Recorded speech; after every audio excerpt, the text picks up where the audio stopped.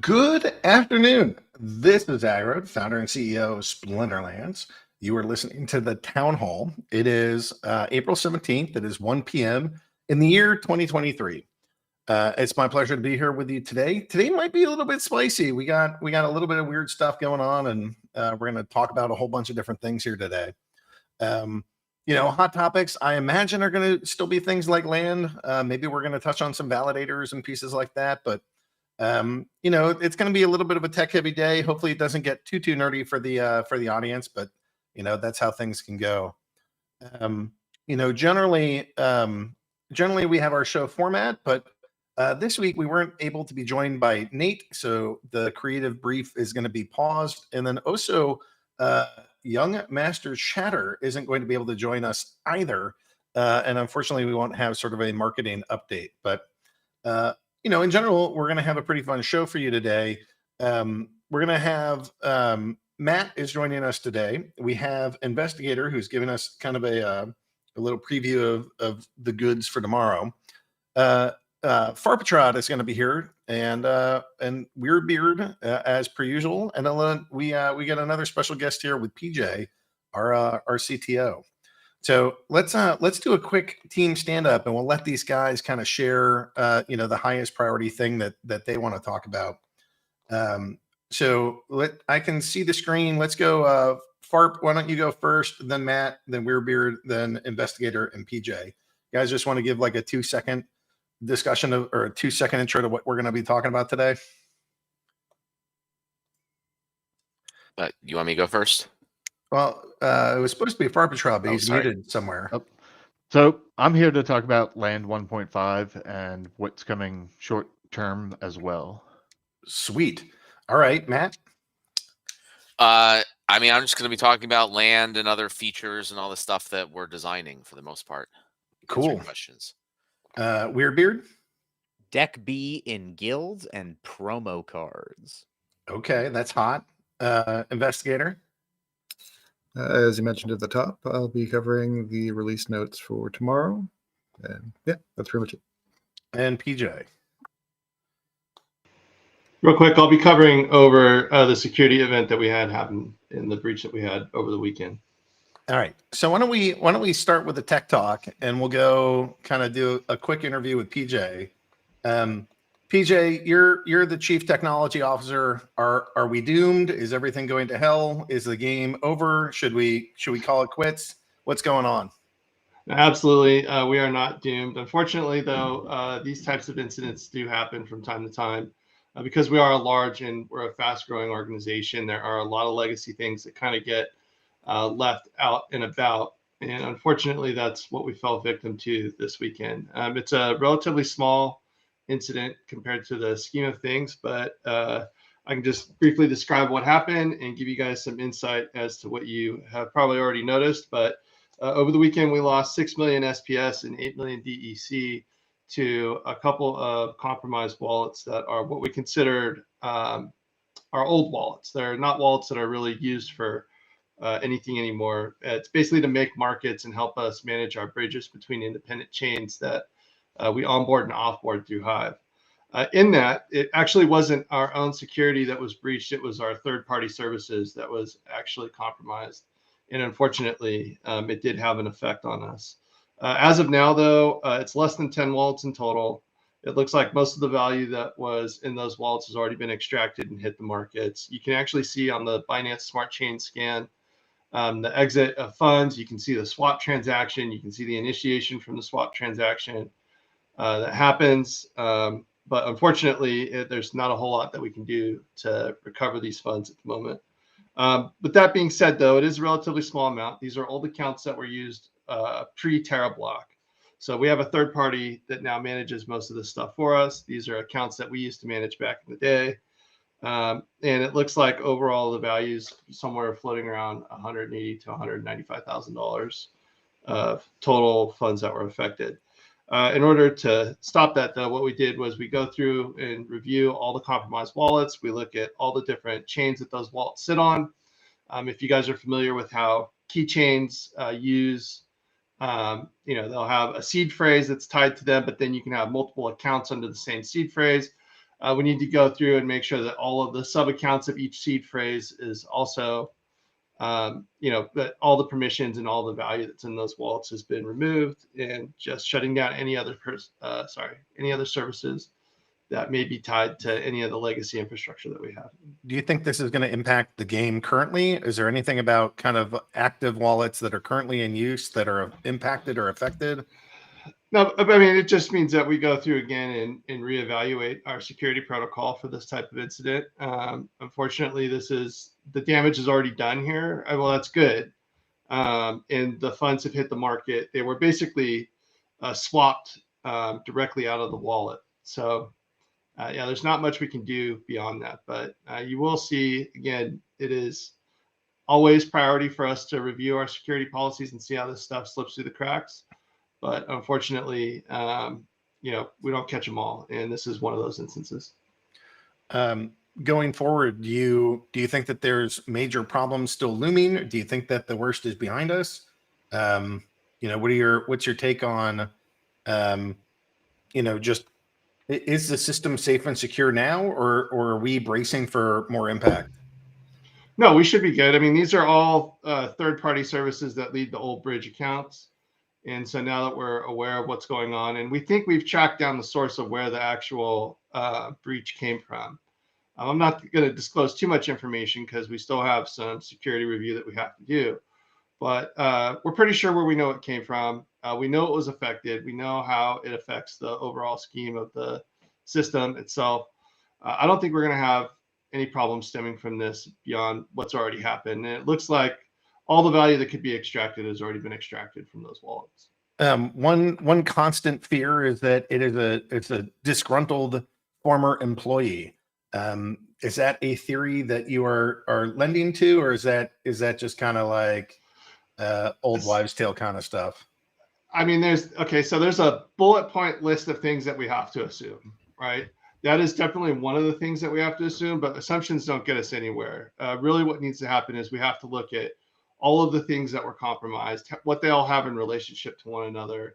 Then from there, most definitely look at if there's any kind of access to machines or networks that we have to evaluate. And then we also look at, where's a single source of truth?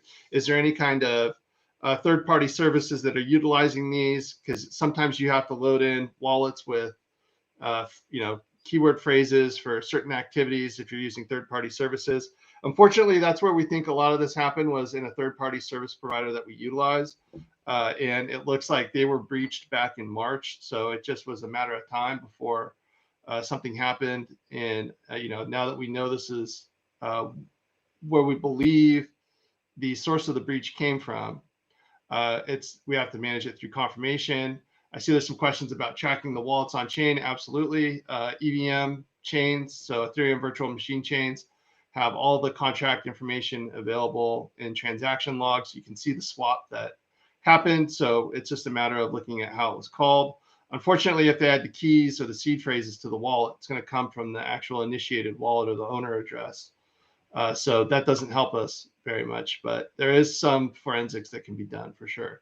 So is your takeaway that you think it's a real and valid suspicion that it's a disgruntled employee, or do you think that you've ruled it out because it's a third-party problem? What's your leading guess? Don't like to show all of our cards most of the time, but I don't believe this is a third party. I'm sorry, I don't believe this has anything to do with disgruntled employees at all. And it's much easier for us to mitigate those types of problems too. And it's also much easier for us to look back and see who had access to anything at that given point in time, which also makes it very, easy to suspect certain players. But I honestly do not believe that's the situation we have here. Yeah, that wasn't my take either. But so that's good to hear from you as well. That's your going suspicion now, and it sounds like there's still some more work to do, but it seems like the worst is over with. It seems like we got a small hit. That's an inconvenience.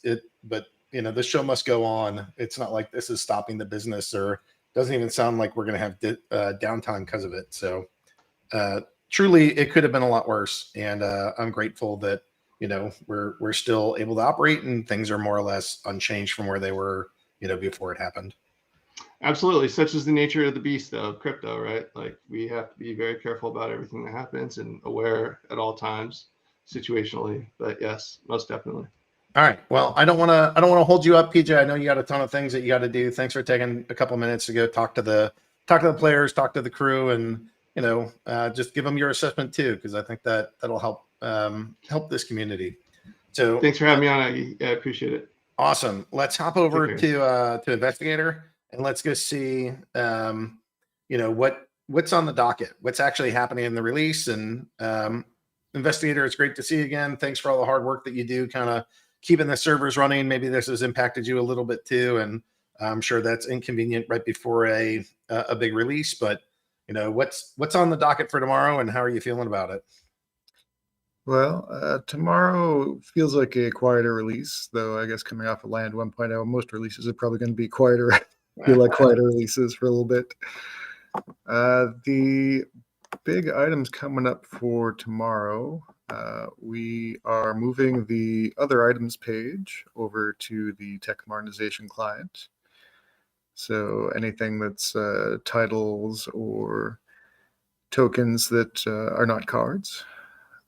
We fixed an issue that came up during Land 1.0 where some of the tech modernization pages did not have anything that would kick users out when we set downtime on them or on the game.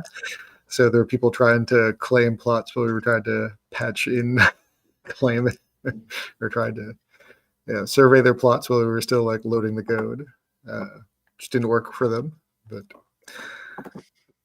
for kind of new stuff, Cryptomancer has done some more work on some changes for tournaments and brawls. Specifically this time, he is adding 2 new options to disable tournament notifications and disable brawl notifications. So you won't get the pop-ups that your brawl is starting or the tournament check-in reminders. We'll have a full list on the patch notes, but it will, if you want to turn off those pop-ups, it will let you turn off most of the notifications for tournaments and brawls. And there are some land updates for UI UX. I believe there's going to be some new graphical enhancements and maybe some sound, but I believe Farpetrad is going to be on here a little bit later to maybe talk about that. And then just a little bit of cleanup.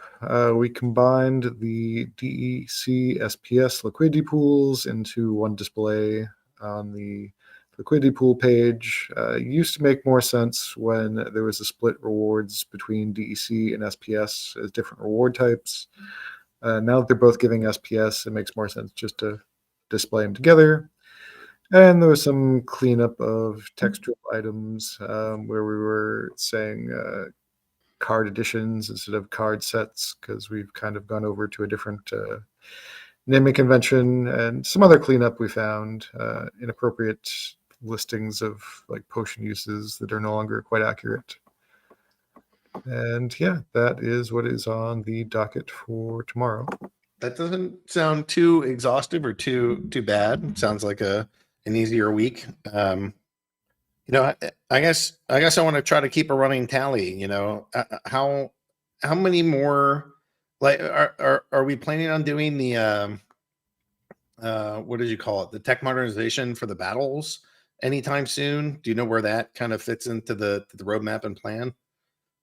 Not exactly. That's a good question for Weirdbeard or Matt or both when you talk to them later. Though I did see some work starting on the team creation, I believe, or card collection. So kind of those pages where you get to see all the cards I think they're starting to look at. I know that there may be some things coming up with the ECB getting spent for guild upgrades coming up soon, which I think Weirdbeard's also going to talk a little bit about. And yeah, cool. I know we're also doing some stuff in the background. We're still moving some services around and probably going to have a bunch of extra security work get prioritized over the other stuff we were doing now. Yeah, So I imagine there might be a little bit of that this week. Thanks for being a good sport about it. yeah, thanks for having me on, and talk to you next time. Rock on. Thanks, Investigator. Hey, there's this gentleman by the name of Matt Rosen. Maybe we could go bring him on and do a little bit of words with wizards. I thought we were I was wrong. We're gonna go do Praetoria's Secret. We're gonna go start with a little bit of land update from Farpetrad. Farp, how you doing, sir? And what's going on in your neck of the woods? I'm doing good. So we got through the 1.0 release, and that seems to have really pushed claiming a lot as well. So we're filling up the map pretty nicely now. And it's been exciting seeing all these posts in Discord of the people who opened a couple plots and hit the jackpot with a keeper castle. So definitely have seen a lot of happy people. Those were pretty unreal. Watching Yeah. all those. Yeah, to get that kind of luck, that's just crazy. So Well, some people weren't all that lucky. They were like really zooming in on every single. People would start partially opening plots on a tract, but it wouldn't be all of them. And if they didn't discover if they hadn't discovered a keeper castle, your chances were growing over time as those plots were sort of revealed, and so players were watching it like a hawk, trying to find the couple like pretty rare examples where they were able to go sneak in and have a higher probability of those open. And we also saw like a $16,000 castle sale yesterday. That was kind of amazing. Oh yeah, I got home just in time to see that on Discord, and that's really exciting to see. Yeah. And yeah, I think he's just trying to flip it. So I believe that he already lifted it back on the market for a higher price. But that's great sign. That's great health that people have that much confidence in the land and the and the NFTs that they own. Oh yeah, it's really exciting, and we didn't get everything we wanted out with 1.0. There were a couple little graphical UI things that we wanted that we didn't get. So in tomorrow's release, you're going to see those missing little touch-ups that we didn't have. So you're going to see rarity animations on your deeds. When you look at them in the grid view, you're going to hear music and unique sounds based on what type of land you have when you actually go into the deeds and view them. So it's exciting what we're adding just to finish touching up. And then there's a couple usability things as well where we've enabled sorting on lists where it wasn't before. So it should make everyone's life a lot easier to use the UI now. Cool. How's 1.5 going? Is that on your list? Have we started that? Is that where is that, and kind of what's it look like? Yeah, so I know the creative team is working pretty hard right now on getting the UI done for 1.5. For me, I've started working on the back end. I have all the framework in place for getting worker delegation and staking going, and hoping to be able to tie rentals in as well, so that will be there from day one as well. So players will be able to specify when they rent their cards out if they want it to be allowed to be used on land, and then players who rent them can then use them. So hoping to get this all wrapped up probably tomorrow. And then the other thing that I'm hoping to wrap up today actually is locking deeds. So this way you will actually be able to lock your land assets as well as other items. So this is going to be very big for people. So when you say done, does that mean like everything is going to roll out next week and everything is fine, or is this part of a process and we still have like work left to do on 1.5? Well, so it's definitely part of a process. So when I get the back end done, we still have to wait for creative to wrap up the front end screen so we can actually implement it into the game. But by getting the back end done, we could start testing the blockchain operations and making sure everything there works as expected. Yeah, there's like a whole assembly line, right? Like you have all this front end design work, you have all this back end work.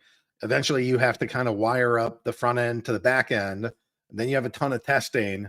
So, even if part of the back end is done, there's still more work to do. Like or do you actually think that like you have coded up the vast majority of 1.5 on the back end?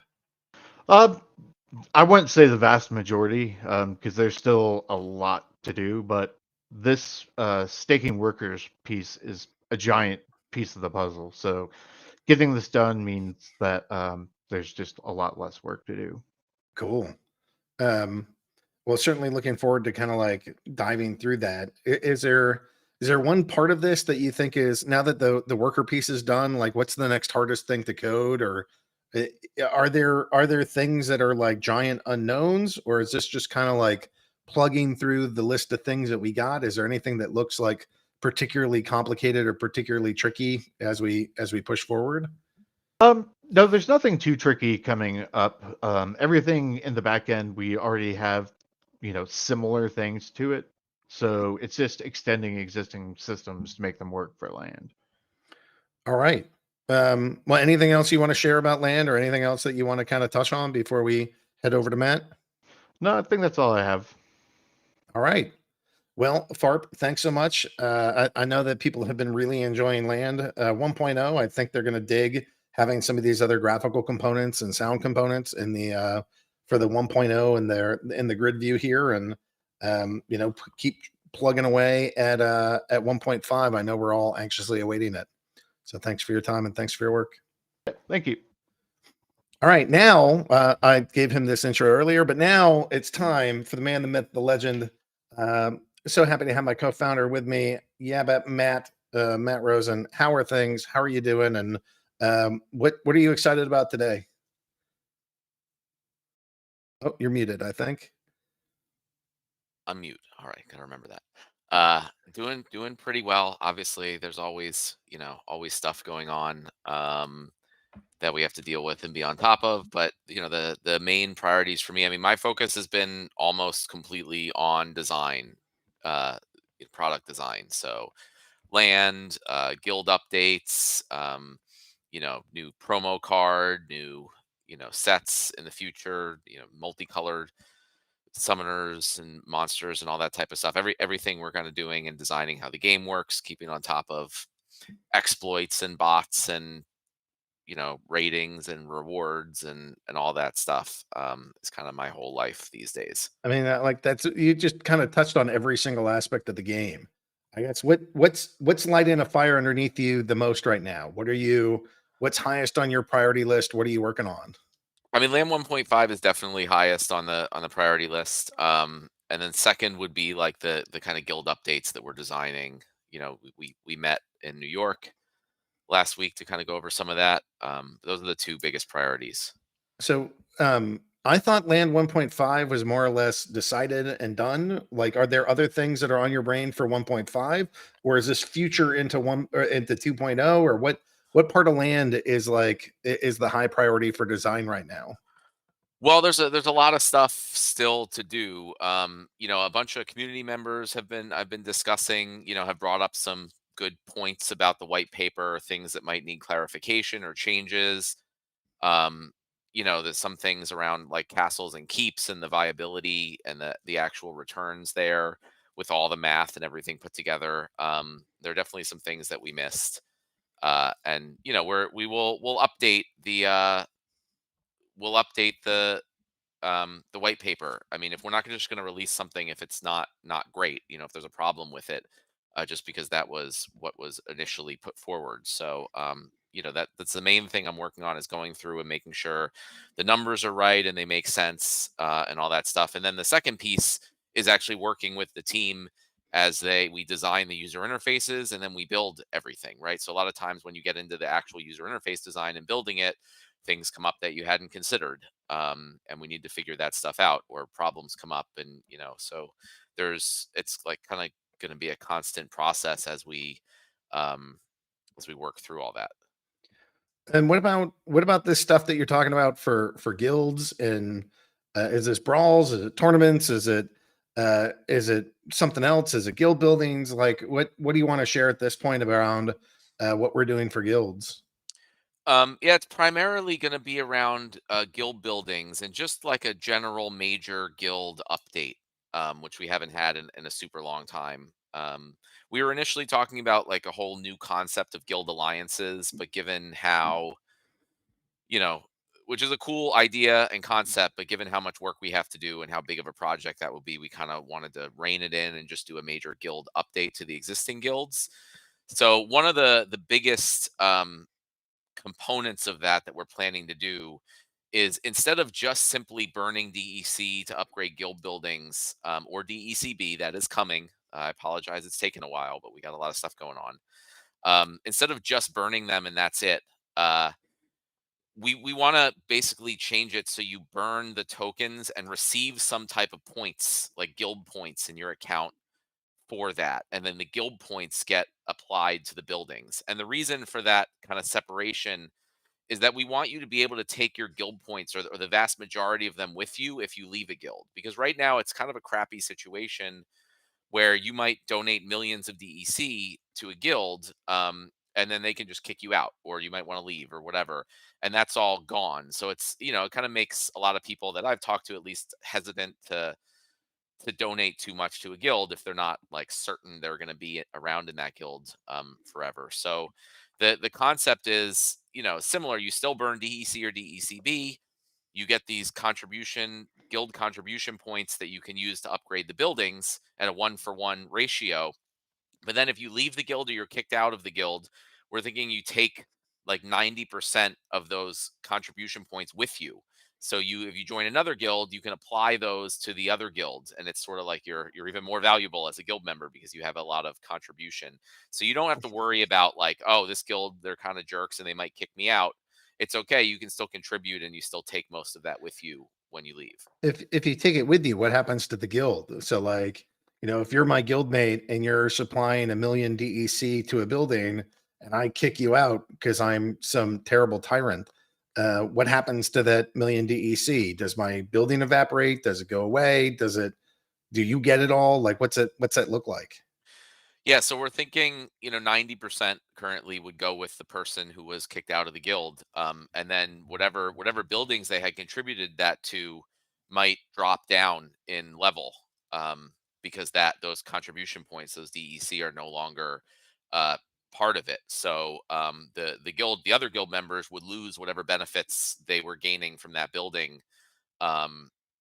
until they contribute more to level it back up. And we're gonna be going through all the details of that and make sure it makes sense. It's not going to apply probably to the guild hall in the same way. It's not going to be like you lose max members and you have to kick people out or anything like that. But generally, all the other buildings that have personal boosts, or not just personal, but like boosts to the guild, if someone who's contributed leaves, it'll drop that down, and then you have to build it back up again. And then we also plan to add a bunch of new guild buildings that'll allow people to stake a lot more. Will allow people to stake resources in addition to burning the DEC, for different benefits. So you may have to stake SPS toward your guild, or apply your staked SPS toward the guild. You might have to stake vouchers. You might have to stake cards, and all sorts of other things. And those will be staked, so not spent. And if you leave the guild, you would take those with you, or you can unstake them at any time. So there'll be a lot more options, and cool things for people to do within the guilds. There's some folks are asking about what about the DEC that's already been paid to buildings? So if we already bought the town hall, what then? So I'm not sure yet. I do want to look at if we can, retroactively apply that so people can take that with them, if they leave the guild. But it gets pretty complicated. So I might just, for now, it's safe to assume that if you've already put the DEC into the guild buildings, you've known at that time that it was going to be burnt and gone, and you can't take it with you. So unless we can find a way to do it that works and makes sense, I think those will stay in the guild. And we're also going to have a mechanism whereby you can donate to the guild, right? So if you say, hey, I want to give these guild points to the guild and not take them with me when I leave, like sometimes, there's groups that might create a whole bunch of guilds for their group members.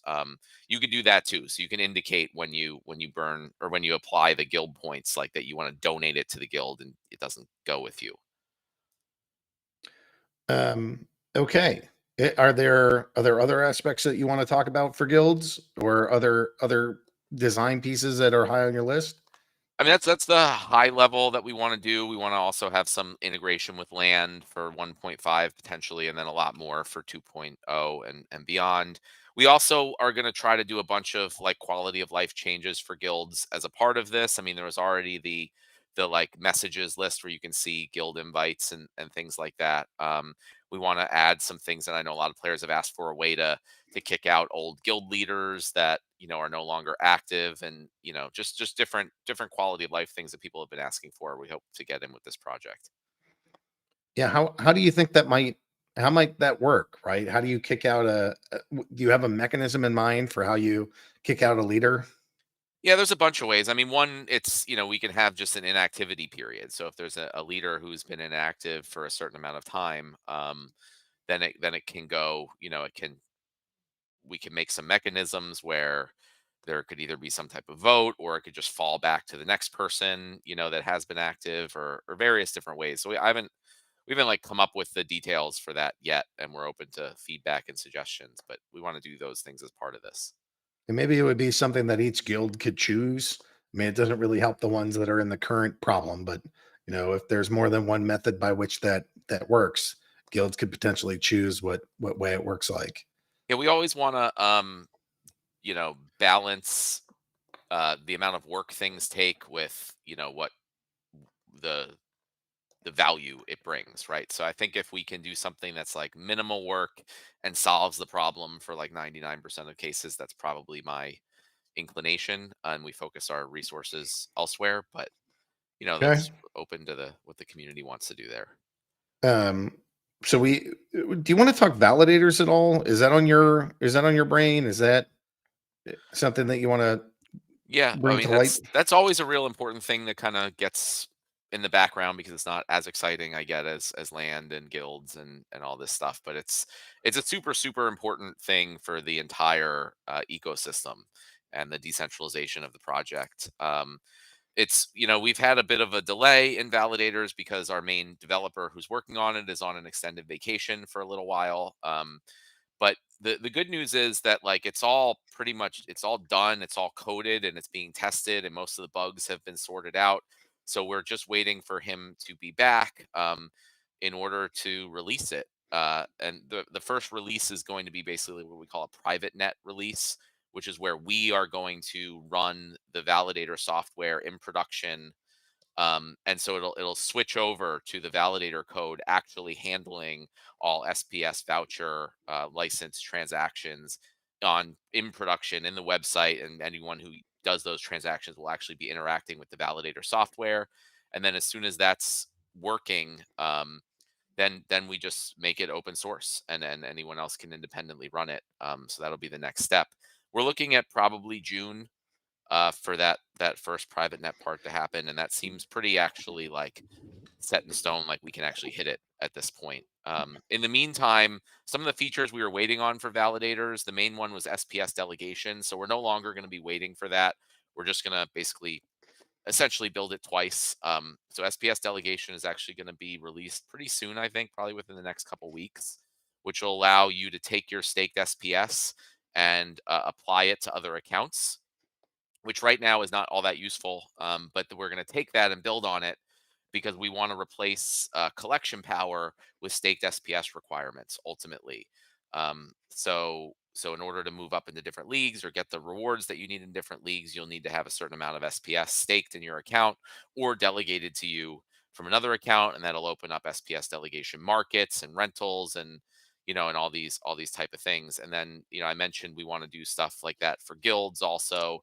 So we'll use that SPS delegation mechanism where if there's a certain guild building where you need SPS staked in order to level it up, then you'll effectively delegate your staked SPS to the guild is how that would work. And we can do things with land in the future. So just getting that feature out is going to be really big, even if it's not useful on day one. And then so are you guys doing economy design too on like staked SPS requirements? Is that in the works? Is that not down the road? I mean, I know that players are No, going I want to to do be. that right away, like as soon as we can, as soon as SPS delegation is out and working, I'd like to get that switched over. I want to take some time, so I want to design it out, and then we want to get a lot of feedback from the community, and I don't want to just be like, here you go, this is how it is. So we'll get some feedback, and then I'd like to get it out because the collection power mechanism has done its job. I'll say that, but it is lacking in many areas and is confusing and complicated in many areas, and also takes a lot of processing power on our end. So I think our costs may be able to drop um, without the processing of collection power, because literally every time anyone moves the card, delegates a card, rents a card, anything, it has to recalculate the collection power, which is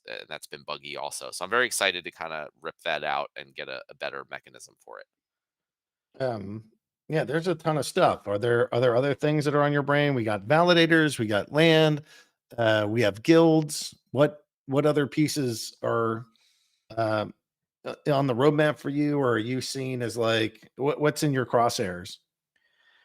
I mean, there are a couple other things that are like governance proposals that I want to put forward. So I'll mention them now in the town hall, so people can start thinking about it. One of them is land related, and one of the discussions I've been having and doing some math is that I personally think it would be beneficial, at least in phase 1.5, to have a cap on the base production that any plot can have. And I was thinking 100,000 was a good number, and having discussed it with people, and the reason being is that we kind of looked at the numbers and did the math and looked at who owns what cards, and with the way it works with all the bonuses that you can stack together, there's really like a handful, maybe 10 or so accounts in the entire game that would be able to get like many, many millions of base production or total production on their plots, and far and away dwarf everybody else on just a very small number of plots. So that to me kind of seems like not so great, to have this very small group of accounts that can just completely kind of dominate on land, at least in phase 1.5, and reward share, and take that the dominate the reward share. So to me, if we have a limit of 100,000 base production points per plot, um, you can still make use of your alpha gold foil legendaries. You would just need to split them up across many plots, and it wouldn't be as easy to stack up all the bonuses. You need also legendary totems and legendary plots and all that stuff to put them on. So it makes the plots themselves more valuable, because you can't just get a ton from one single really good plot.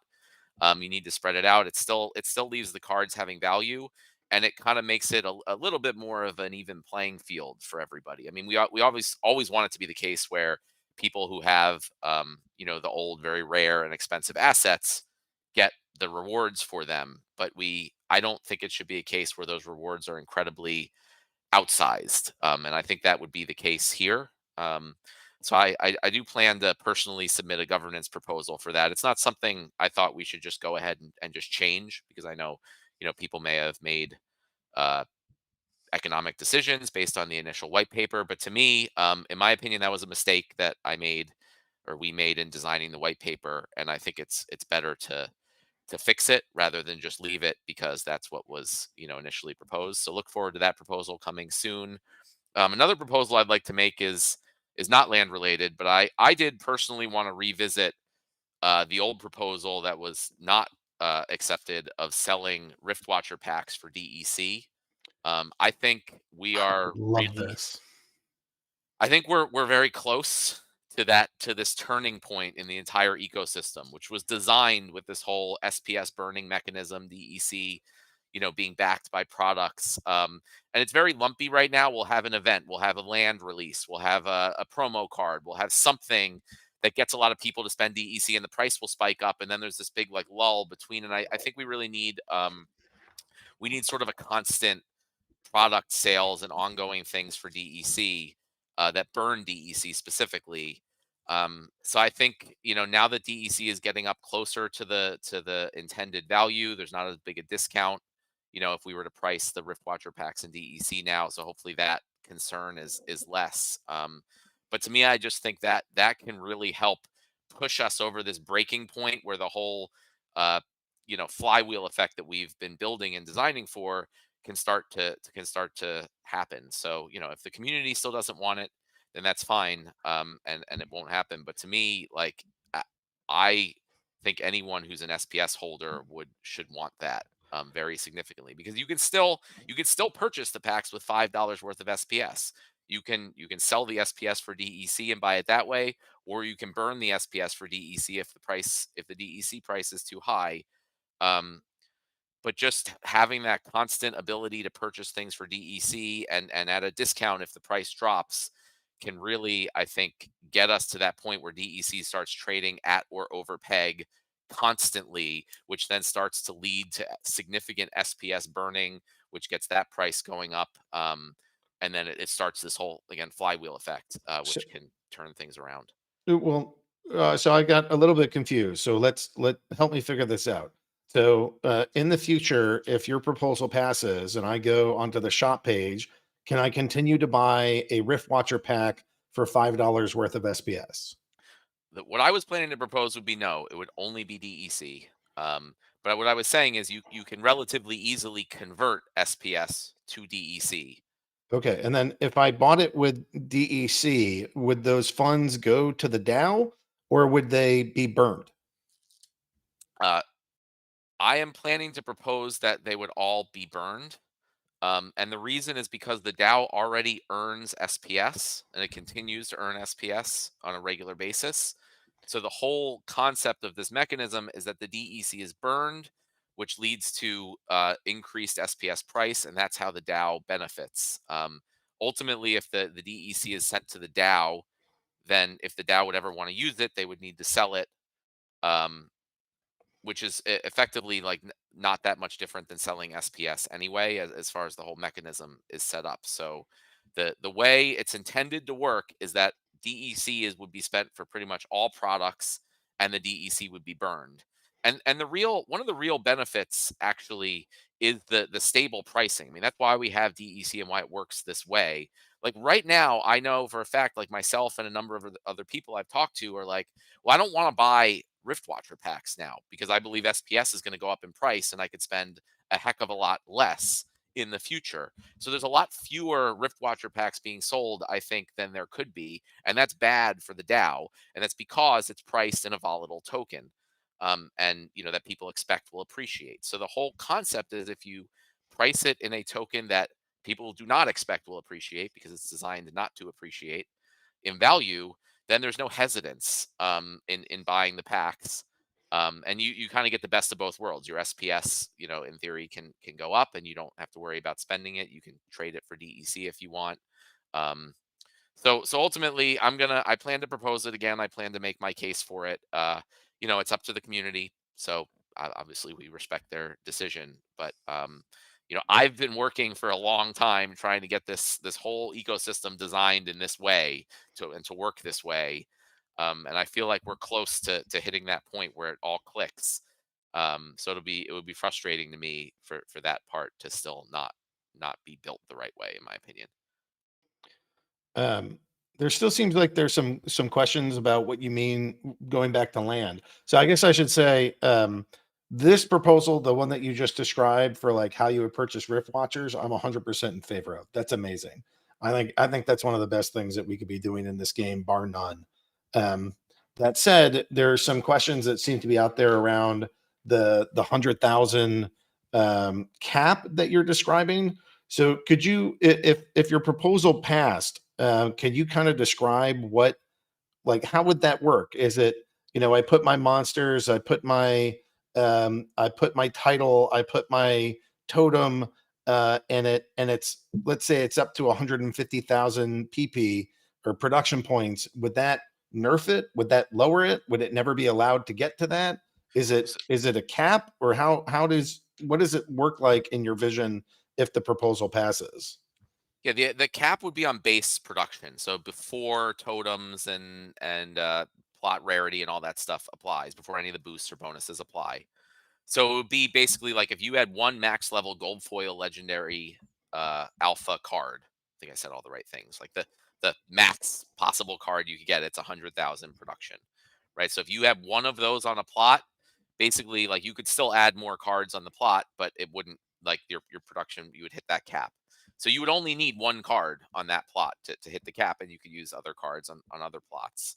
But then the additional bonuses would layer on top of that. And I think the max bonus is 450% increase. So basically the max production that any plot could have would be, don't quote me on this, but it's roughly around 550,000 production points, And which that I think includes is a Rooney, a title, a legendary plot. yeah, on a legendary totem. like occupied or magical plot for they give the bonuses to those two things. With a Rooney and a totem And a title. and a title, and the max ones of those. So it'd be roughly about that. So I think that's more reasonable than I don't even have the number off the top of my head now. If you combine all those things and there's no limit on the base production points, but it's like many millions, which is again, would potentially get such a huge concentration of the rewards to a very small number of plots owned by like roughly 10 accounts. Yeah, that doesn't sound ideal. So getting it a little spread out. I think I understand better what you mean by base. It does sound like it would be more fun if it's a little bit higher so that I could put the rest of my monsters on there. I don't think it makes sense that I just have the one. It seems like I should be able to have, my 5 monsters working there. So maybe it's a little only bit for that one plot. But so also like the thinking, I was also thinking ahead a little bit, like in 2.0, where we're going to have all these other buildings and castle and keep upgrades and all these things. There could be mechanisms by which you could increase that cap, right? So if you build a certain building or upgrade your castle or do different things, research, whatever, you could increase that cap and go higher. So the idea was to kind of start low for 1.5 and go from there. But for anyone for the 10 or so people that have a bunch of alpha gold foil epics and legendaries at max level, you still get the value from them. It's not like all of a sudden those are not valuable. You just have to have more than one really legendary occupied land plot and a legendary totem and all these things, which I think is what we want. You can still use these things, but you also have to have the land and other things to go with them. One of the comments was it seems like this might reduce the number of cards necessary. Do you want to add some commentary about that?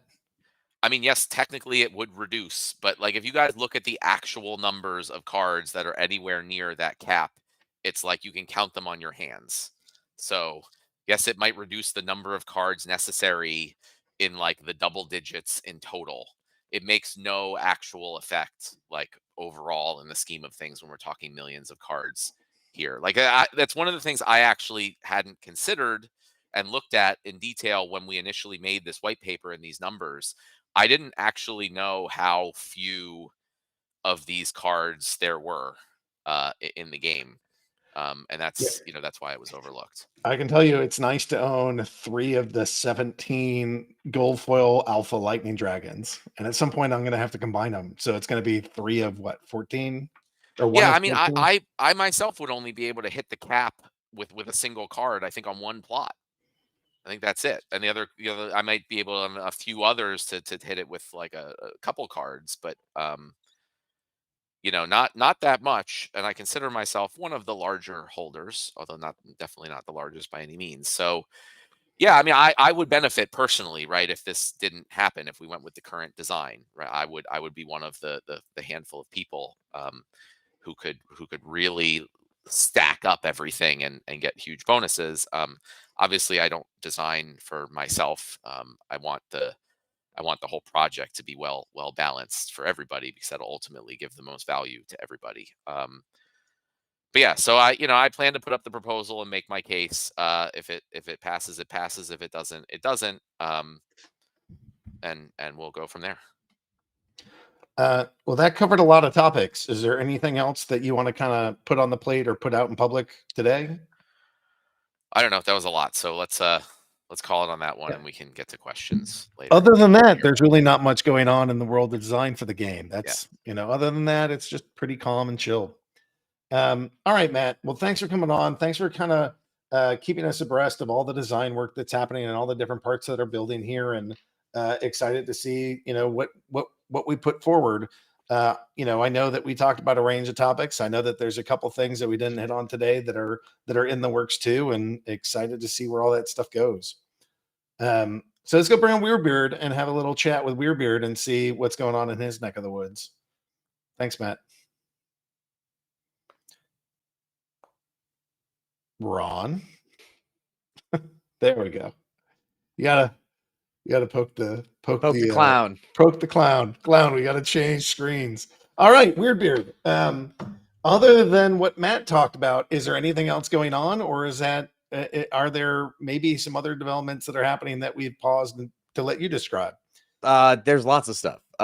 Number one, the thing that people have been asking me a whole bunch on is Deck B being used for your guilds, and that will be here in lickety split. I think next week's release, possibly, Whoa. or the one right afterwards. But Okay. it's going to be. I mean, what I'm interested in is now that Deck B is off the market. How many people really stockpiled it and were ready to go all in on upgrading their guilds. So that's exciting. Cryptomancer has been getting into that one, and he's finishing it up. The other large one is that we are going to be having a promo card sale. A promo card? You don't say. I do. I'm not going to give away. Listen, Matt's going to make official announcements. This is more just rallying the troops to let everybody know. Talking in generalities. High level. Sometimes you want vanilla ice cream. Sometimes you want chocolate ice cream. But you know what's the best kind of ice cream flavor, Aggie? Is it a swirl? It is a swirl. So that sounds delicious. If you're interested in a swirl ice cream cone, maybe for a promo card, it'll be coming up here May 2nd. So everybody who's excited to be able to go in and go for this promo card, May 2nd is definitely the day to be ready for the announcement of everybody going to the ice cream store. Now, are we talking monsters? Are we talking summoners? Is that not disclosed yet? Like, what is the thing? It is not. I'm not disclosing it. You can't get anything out of me, Aggie. You may be able to do that to these other people. I'm rock solid in my steadfastness. Okay, no alpha, but it sounds like there's a swirl ice cream. We don't know if it's got Jimmy's or hot fudge or something, but we know we know that there's this card coming in what'd you say, late April, early May? May 2nd. So it's at the end of the month. It's coming here. You have like 2.5 weeks to gear up and be ready for it. Now, is this a DAO proposal one? Is this one by the Splinterlands development company? Like, how do you have any information on like rarity, cost, or anything that I might expect out of this thing? What I will say is that this is not a DAO. The DAO one was the Vruz one that we just did. This is a Splinterlands promo card that we're putting out. I can't give you any of the like no stats, no nothing. But what I will say You're is savage. that You're savage. You're just like out here teasing us. Yes, this is very much a game mechanic that it's not a one-off. This is the first in a series of things that could be very, very large and impactful to the game. And one of the coolest things about it is that you're not going to feel quite so limited as you would with other promo cards in the past. Yeah. I've been hearing about this thing and I'm excited for it because I feel like it opens up new gameplay, and it's really like a new mechanic. Like, it's not just like, oh, here's another game mode or here's another rule set. It's like, here's an entirely different type of thing in the game. I feel like that's pretty cool. Oh yeah, and it's also absolutely terrorizing when we talk about doing QA for it, because when it's always something new, you don't know what you're going to break. So, it's my favorite part about it. Yeah, I'm sure. I'm sure that'll be fun. But there are people already working on that, right? Like, we're not like coding the card right now. The card is basically coded, and people are actually like play testing this thing. Yes, we have hands on to this. I can't even do it. I know the name, but I'm not going to do the name. But what I will say is that people have hands on in it. We are testing in a lot of different areas at the moment. May 2nd is when the card will go on sale. and people should be excited because again, this is the sneak peek into what lives after Chaos Legion, right? What Like Chaos Legion is here and gone. what what kind of currency do I need? Is this going to be credits, DEC, SPS, vouchers? Can you at least tell me what kind of thing I should prepare? Yeah, I believe it is vouchers and SPS, just like our last one, but I will double check because I don't want to misspeak in front of everybody. It's But I DEC and vouchers. DEC and vouchers. Sorry, I didn't mean to say SPS. See, that's why I wanted to double check. DEC and vouchers is what you're gonna need to be able to go and do it. Is Um, can players purchase with credits, or does it have to be DEC? from my understanding, it's DEC. Okay. All right. Well, you guys better stock some up. Do we have a price point for this, which might lead people to speculate on the rarity, or is that still, not public knowledge? That will go out with the announcement post when Matt is good, well, and ready. We don't shoot ourselves in the foot here. You will just have to anticipate the unexpected. Is Okay. what I would tell them.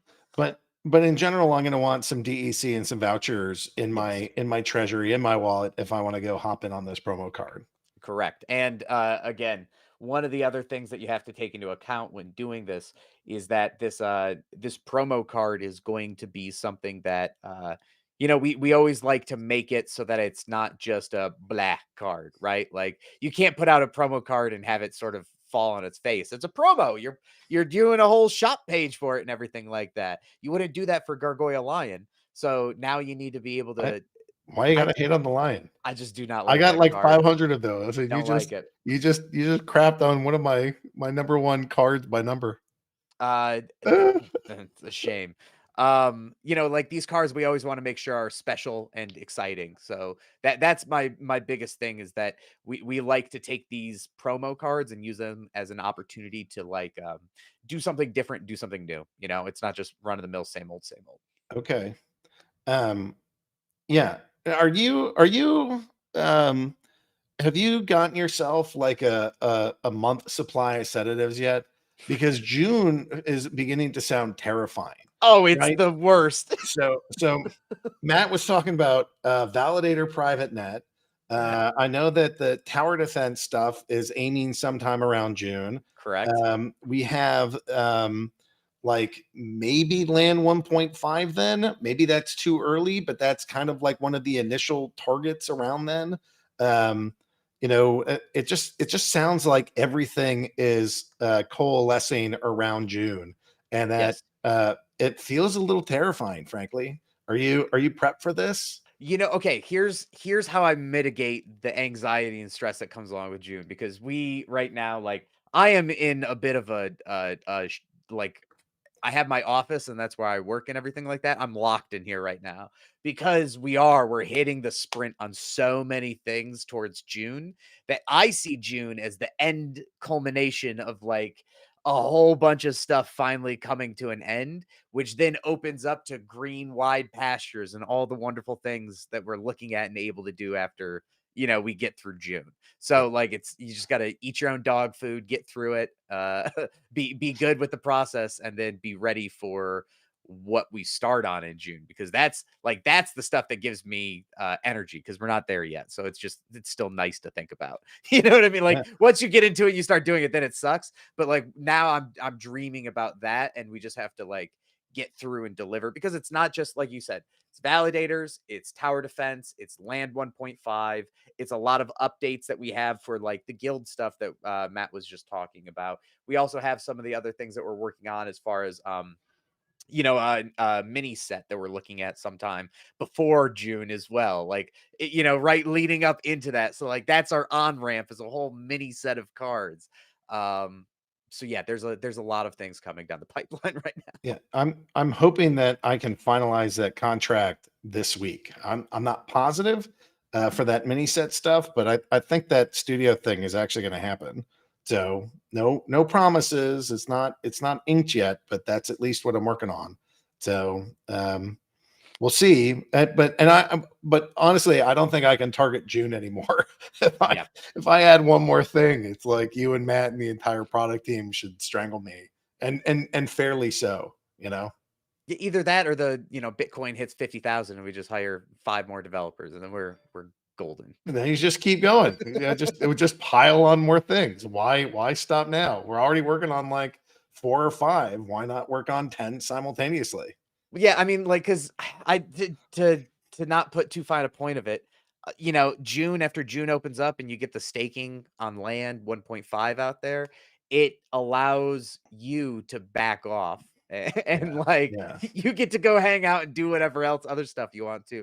That's when I get to put into the into the plans and machinations we've been working on like new player experience or the long lost battles 2.0, or we're talking about tournament, league locks, or we're talking about all this other kind of stuff. Like there's a lot of really cool things that we've been working on and intently getting ready. Yeah, a little bit of boss fights. I just want to tease boss Listen, fights are not they're not like, I know they're a joke for a lot of players, but like I'm actually starting to see light at the end of the tunnel for boss fights. yeah, and we can get it done. It's just the larger thing is that we have a lot of other prior commitments that we just need to clean up.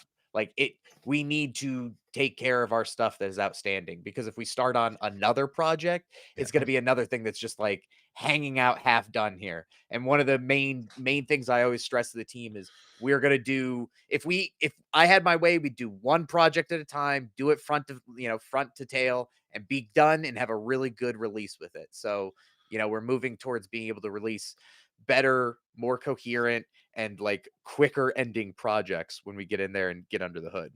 Oh, yeah, we got work to do to get there. I don't know. So it sounds like we're gonna have like a little bit of the internal crazies for maybe 2 months here, but hopefully at that point we'll be able to like calm down and relax a little bit. Land 1.5 will be out, gives everybody some breathing room. Yeah.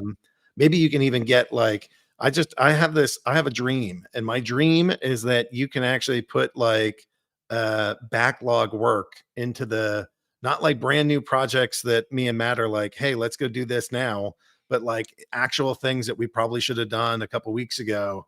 Bring them up to the forefront and make it a little easier. Yeah, I mean we're working with our support team right now to be able to make a way so that because like what is it, suggestions.splinterlands, is that the site? I think so. It's a wasteland. It's so hard to go in there and pull stuff. We're working out a way to be able to make it so you can literally you file a ticket and it sends a thing to my inbox, and I'm like, oh great, more work, but it at least adds to my feedback. feedback.splinterlands.com. Yeah. Thanks, Ro. Um, That we need something that's like a witness system for these things, right? So like you would you vote on it with your stake of like, which one of these, if we can only get done one of them, which one is happening next, and it can be like a stake weighted thing. yeah. The revamp of feedback.splinterlands.com is on the way, because again, I think one of the things that's going to, as we're working up to 1.5, while there's a lot of crazy stuff going on, it's also a lot of finalizing so that we get some people that like have space, they have gaps, and we're using that time to be able to finish up our honey-do list. A lot of the like updates that you've seen Cryptomancer doing on guilds and brawls have just been outstanding tasks on the honey-do list for forever, just stuff that we've never gotten around to. We need to we have some flip-flopping like with tower defense, right? So we'll finish stuff and then double coconut finishes stuff and then we finish stuff, and so it's like passing back and forth, and in the meantime we're able to go through and fix up some other things that are just really outstanding and have bothered players for a while. And I'm excited to like, those are the ones that I just love knocking out. You know what I mean? When you announce a change and then people go, oh my God, finally, that's been there for like 2 years. Thank you for fixing it. That feels really good to get done. Yeah. Hopefully we can get a little bit faster than 2 years, but everything is always like, what is the highest and most valuable thing that we can be doing? And sometimes it's like, well, we know this is a little bit annoying, but players would rather deal with a little bit of annoying stuff rather than all the cool things that are coming. Like sometimes we'll say, we know it's not perfect, but we soldier on anyways. For better or worse, that's the way that Matt and I have tended to run things. And I'm hoping that in the not too distant future we can either relax a little as a team, or like you said, just hire enough people that it's more work, but it's cut across more hands. Yeah, I mean, it's there's a lot of stuff happening. We're culminating. This isn't just like saying, "Oh, we're real busy," smoke and mirrors. Like, I'm glad. No, everybody's always, "What have you done for me lately?" We just got Land 1.0 out. That was big. I'm glad that that's done. However, there's a lot of other things that now we're like tailing out of getting 1.5 done, being the major part, along with this promo card sale. So those two things are there. June's going to be crazy, but after June is when I'm looking to just fire on all cylinders on those next couple of projects we've talked about, including Boss Monsters. Yeah, boss monsters, new player experience. There's pieces that there's just a lot of pieces that we get done. So like, I don't know. Just I know people get annoyed with us at time of like, why isn't this done and why isn't that done? Well, some of this stuff takes forever, and like blockchain development, and then you have all these people. But we just have a lot going on. I don't know how many people have like produced as much code and shipped as much code as we have in Web3, but I can assure you that we have got to be one of the best development teams just out here in the space at all. It's just things that work, things that are fun, things that are out there. I think it's hard to match what we've done. Yeah, and another while I'm here, another quick shout out Farpetrad for making sure Land 1.0 came out, and we didn't have listen, releasing something that size and not having everything catch on fire all at once is great. Thank you. Like that's a huge, deal to be able to do that. And we want to be able to do it again for 1.5 and these larger releases and have them come out smoothly. Like that's way more. It's not just volume of code, but it's also you can do a bunch of junk code. We need to get a lot of code and have it be good code at the same time. All right. So we bounced around in a couple areas. Anything in particular that you want to bring up still? Anything that we missed? May 2nd, please. May 2nd is the promo coming up.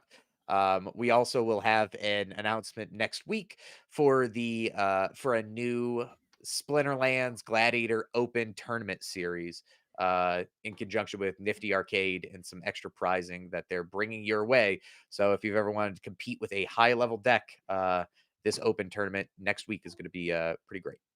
Cool. All right. I think that might be it then for Weirdbeard at this time. Why don't we, I think it's time for some Splinterlands TV, and then we're going to go hop into a ton of questions is what I imagine happens next.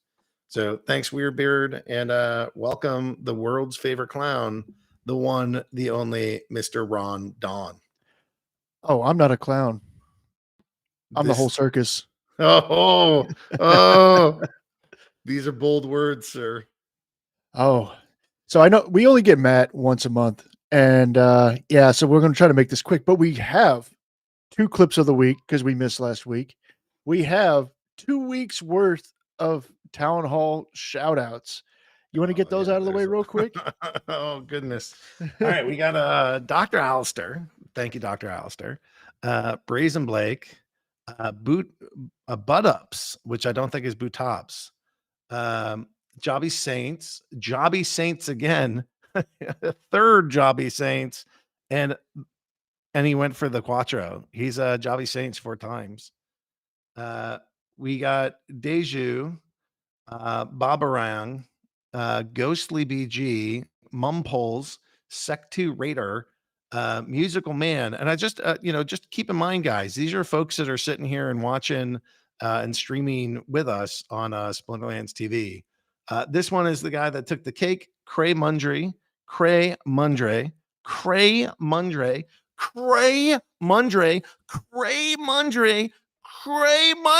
and of course, Cray Mundry. Just amazing that the amount that that they participated. That's 1, 2, 3, 4, 5, 6, 7 shout outs that they claimed.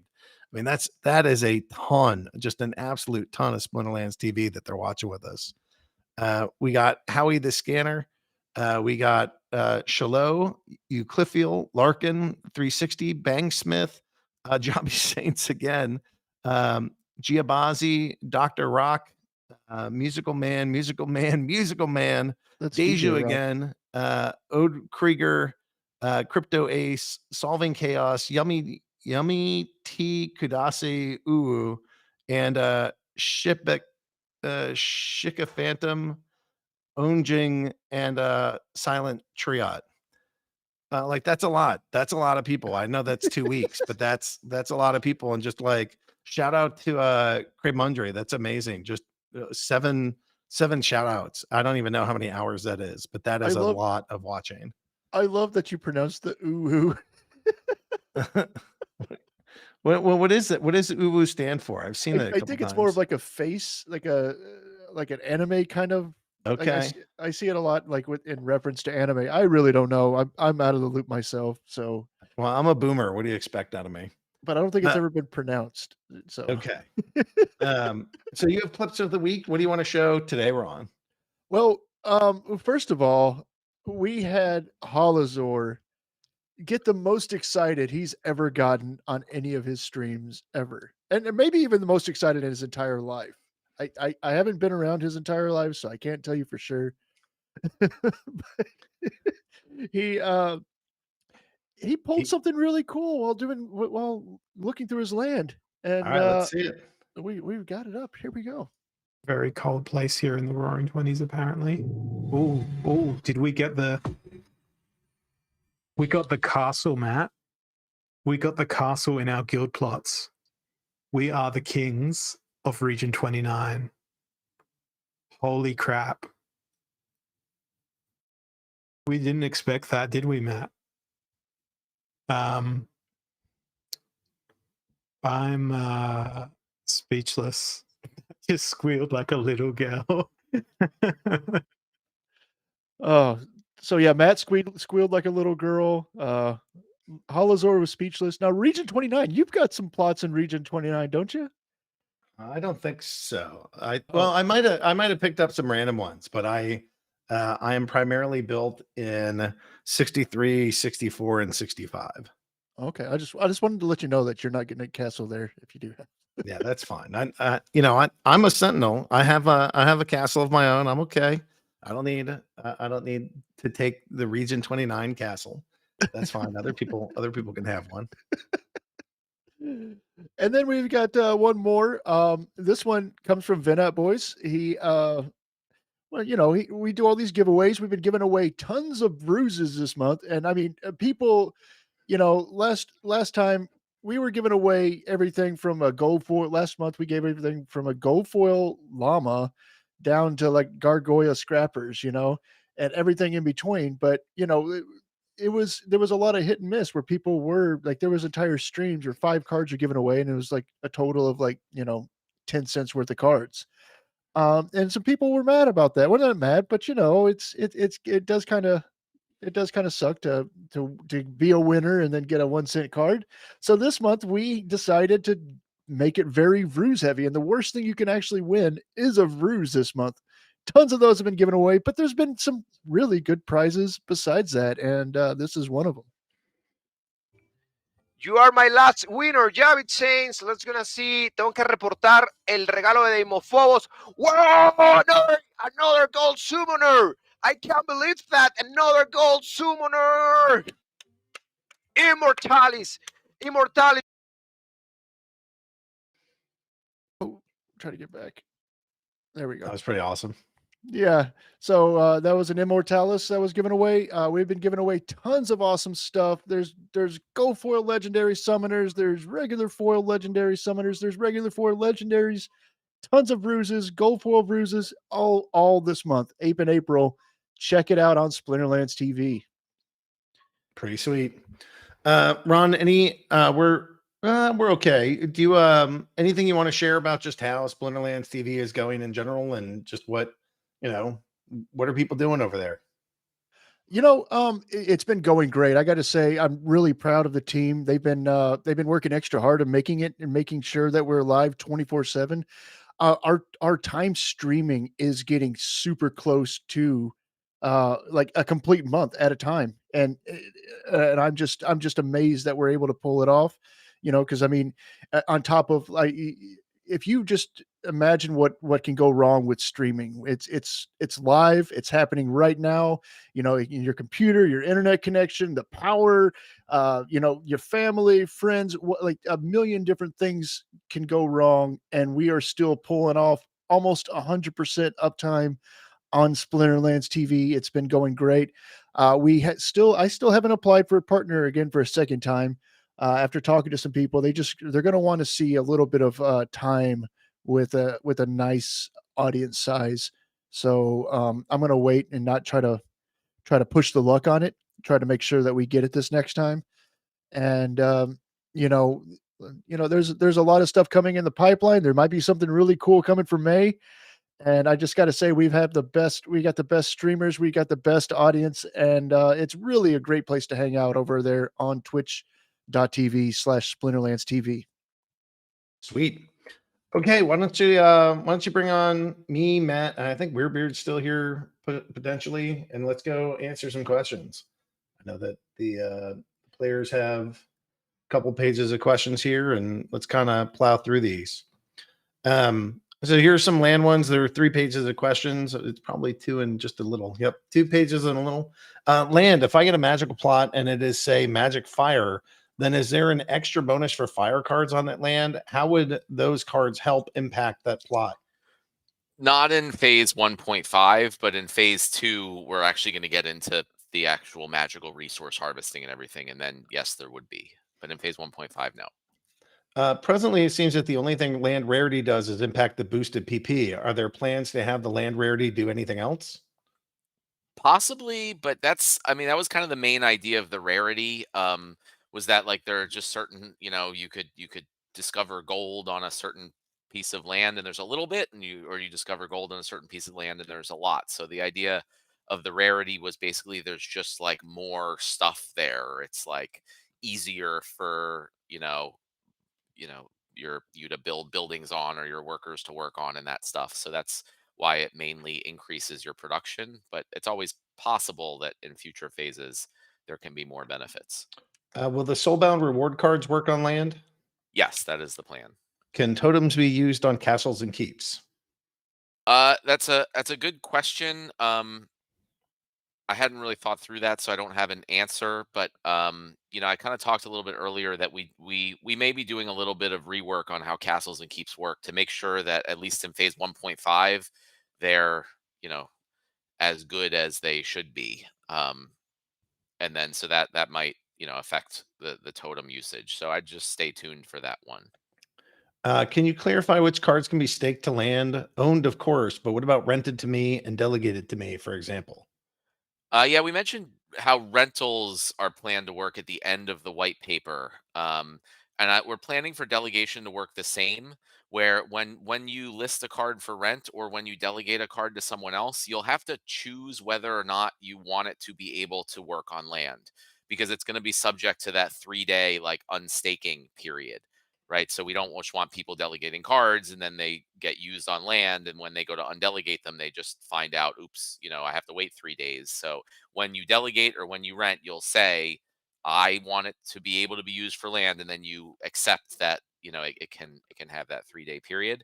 But aside from that, if you choose that option, then yes, they can be used on land. Some Rooney question. There seems to be an issue for Rooney where you can't buy some of them as it results in a statement saying execution reverted. Yeah, those are ones that are staked in the game, so they can't be sold. Or sorry, staked on Ethereum, so they can be used in the game and can't be sold.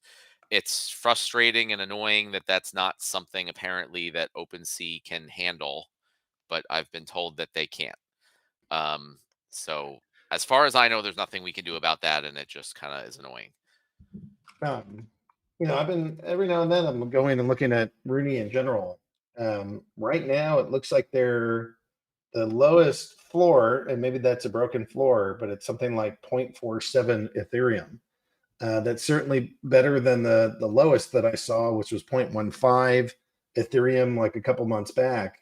It's nice to see it, where these cards are, I think they're over $1,000 or somewhere between like $900 and $1,000, something like that. I mean, it's rough in dollar terms. It's also like double the price of the like highest level, the highest price mints you could get. Yeah, That's not bad so far, but that's hopefully only the very beginning.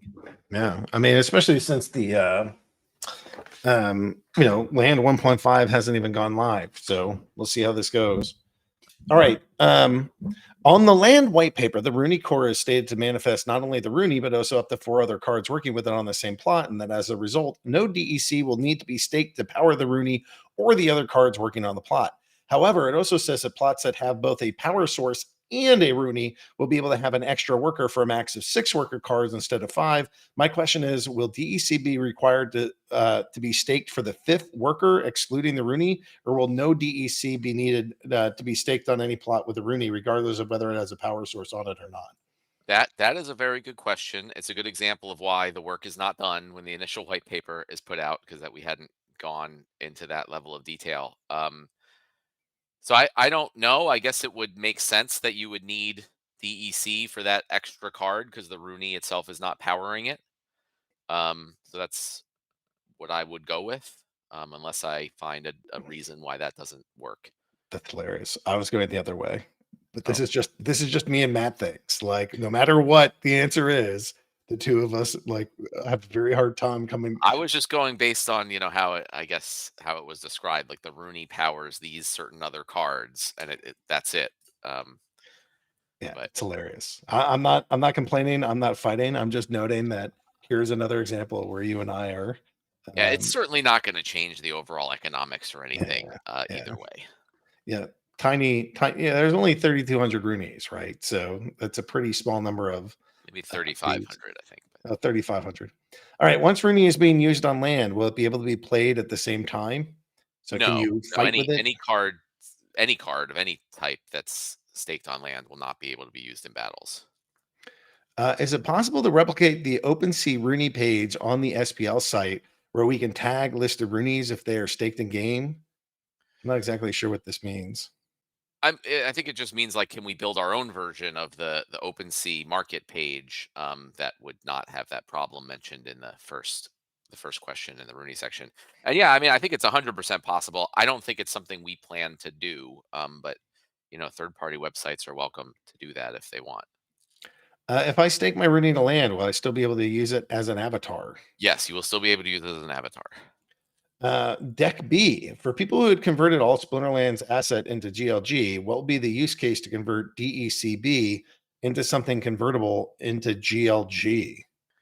Yeah, there's no plans to allow Deck B to be convertible into GLG. Deck B is only to be able to get certain things within Splinterlands. Yeah, those are two different ecosystems.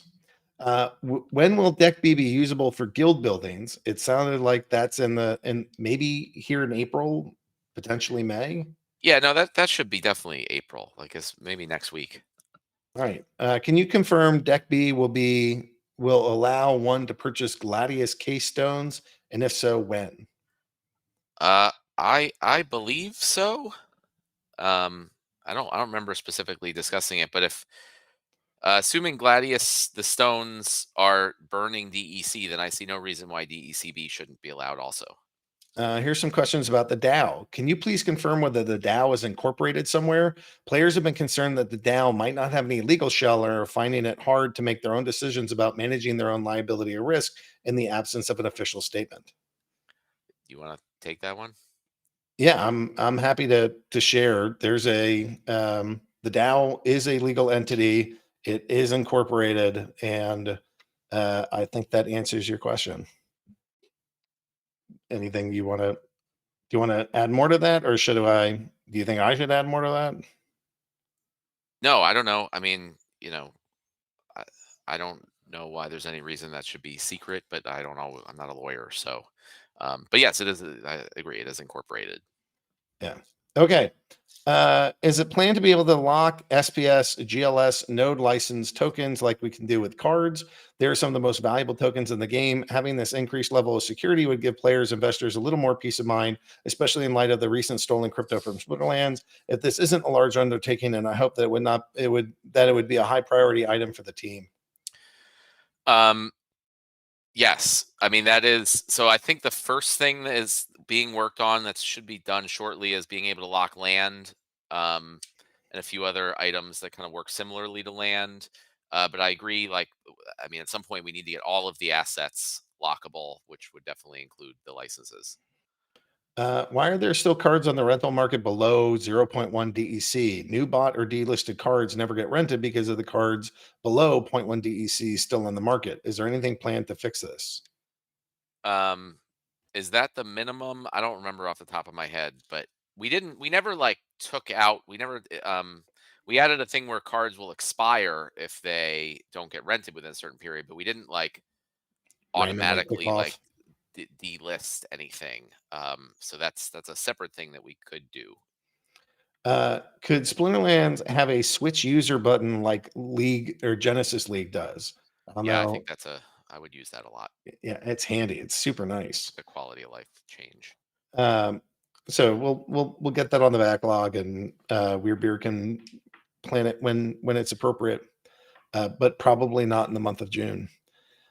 With more and more cards getting added each year, can we please get a filter by card name function while picking cards for battles? Yeah, I mean these are all good suggestions. I don't have any reason why we wouldn't do that. If we wanted to coordinate with other people in our region, how do we do that? There is no way to message people in Splinterlands or to see their Discord. Would you all consider creating some type of chat function inside of Splinterlands so we can chat with other landholders in our region? Yeah, I mean, I think that's probably like a phase 2 thing is when you'll actually really need to coordinate with people. But I don't see why a region chat would be a bad idea. Yeah, I'm dying to get more social interaction for players into this game.